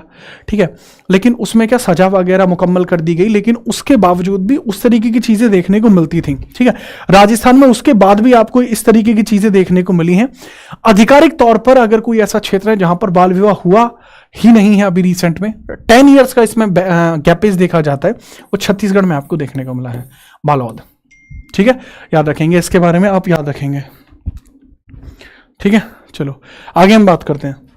हाल ही में न्यायमूर्ति सोमेश को किस हाई कोर्ट का 14वां मुख्य न्यायाधीश के तौर पर नियुक्त किया गया है? अच्छा, ये बहुत बार सवाल बनेगा आपका, जैसे सुप्रीम कोर्ट के जज के बारे में आजकल पूछा जा रहा है, बट ये एसएससी का ट्रेंड बन गया है कि वो हाई कोर्ट के जजेस के बारे में भी पूछ रहा है। तो टीसीएस अगर इस प्रकार से पूछ ले तो चौंकने वाली बात नहीं होगी, बड़ी बात यह है। तो इसी वजह से आप थोड़ा इसके बारे में भी याद रखेंगे कि अभी रिसेंटली मेघालय के अंदर सोमेश को, ठीक है, सोमेश को मेघालय के अंदर हाई कोर्ट में अपॉइंट किया गया है। मेघालय हाई कोर्ट अलग है, ठीक है, high court of Meghalaya. Bharat का आर्थिक स्वतंत्रता सूचकांक 2025 में कौन सा स्थान आपको देखने को मिल जाएगा? इंडिया का स्थान आपका कौन सा है जो आपको यहां पर देखने को मिला है, उसके बारे में आपसे पूछा जा रहा है। What is the rank of India? ठीक है, इंडिया की रैंक आपको कौन से नंबर पे देखने को मिल जाएगी? ठीक है, इसके बारे में आपको बताना है। तो दैट इज बेसिकली 128th 128वीं रैंक इंडिया की आपको देखने को मिली है। किसमें? इकोनॉमिक फ्रीडम इंडेक्स के तौर पर। ठीक है, लास्ट क्वेश्चन है, मजाई आमजेगोबेली को अन्य किसे सखारोव पुरस्कार 2025 से सम्मानित किया गया है? सिंपली सखारोव पुरस्कार के बारे में पूछा जा रहा है, जो किसको दिया गया है उसके बारे में आप याद रखेंगे। दैट इज एंड्रो, अच्छा ये टिक भी हो रखा है, एंड्रोस पैस्कोबिट को दिया गया है ये अवार्ड। ये लास्ट सवाल रहा आज का। उर्सुला के लिग्विन फिक्शन पुरस्कार 2025 किसको दिया गया है? इसके बारे में जरूर बताना करेक्ट आंसर क्या होगा, ये कौन है। ये आज की क्लास का लास्ट सवाल था। पीडीएफ आपको जीत राणा जीएस टेलीग्राम पर मिल जाएगी। और दूसरा पॉइंट ये बच्चे कि अगर अभी भी आपने ये बैच नहीं लिया है, बहुत बड़ी गलती कर रहे हो, ये बैच आपको ले लेना चाहिए, जोरदार बैच है। करंट अफेयर का वन शॉट हो चुका है, ठीक है, अभी बाकी आगे चीजें चलेंगी। करंट अफेयर का वन शॉट मैंने अभी अभी कराया है। इस वन शॉट के अलावा मैं स्टैटिक जी के वन शॉट पहले ही करा चुका हूं। ये करंट अफेयर का हो गया। कल पॉलिटी का वन शॉट, देन हिस्ट्री का वन शॉट, देन इको और ज्योग्राफी का मर्ज वन शॉट। ठीक है, अब जैसे बच्चे कह रहे हैं कि सर केवल क्वेश्चन 100 ही होंगे, बच्चे ये पार्ट 1 था। अगर आपकी डिमांड रहेगी पार्ट 2 की भी, तो वो पार्ट 2 इसका अवेलेबल कराया जाएगा सिलेक्शन वे यूट्यूब चैनल पर। ठीक है, जिससे कि मर्जर एक करके तरीके से हम दे देंगे, उसमें 500 के आसपास सवाल रखने की कोशिश रहेगी। जीत राणा जीएस पे भी सेम चीज आपको मजबूत तरीके से देखने को मिलेगी। इसके जो बचे हुए क्वेश्चन हैं, जैसे अभी इसमें 50 क्वेश्चन बच रहे हैं, तो वो पीडीएफ के साथ आपको मिल जाएंगे। ठीक है, टाइम स्लॉट इतना ही है, तो उस हिसाब से इस चीज को इतना रखा गया है। ठीक है, तो उसके बारे में भी याद रखना। ठीक है, और जो बच्चे पीडीएफ परचेज कर रहे हैं, उनको कोई भी डाउट आ रहा है, तो उस चीज के लिए आपको इंस्टा पे टेक्स्ट कर देना है। ठीक है, उस चीज के लिए आपको इंस्टा पे टेक्स्ट कर देना है, वही मैसेज आया हुआ था। ठीक है, आप भी जानते हैं किसका मैसेज आया हुआ था। चलिए, अब आपसे कल मिलते हैं, तब तक के लिए जय हिंद, वंदे मातरम। मॉक टेस्ट कल 11 बजे होगा सिलेक्शन वे यूट्यूब चैनल पर, उसके बाद वन शॉट होगा यहीं जीत राणा जीएस पर। जय हिंद, वंदे मातरम।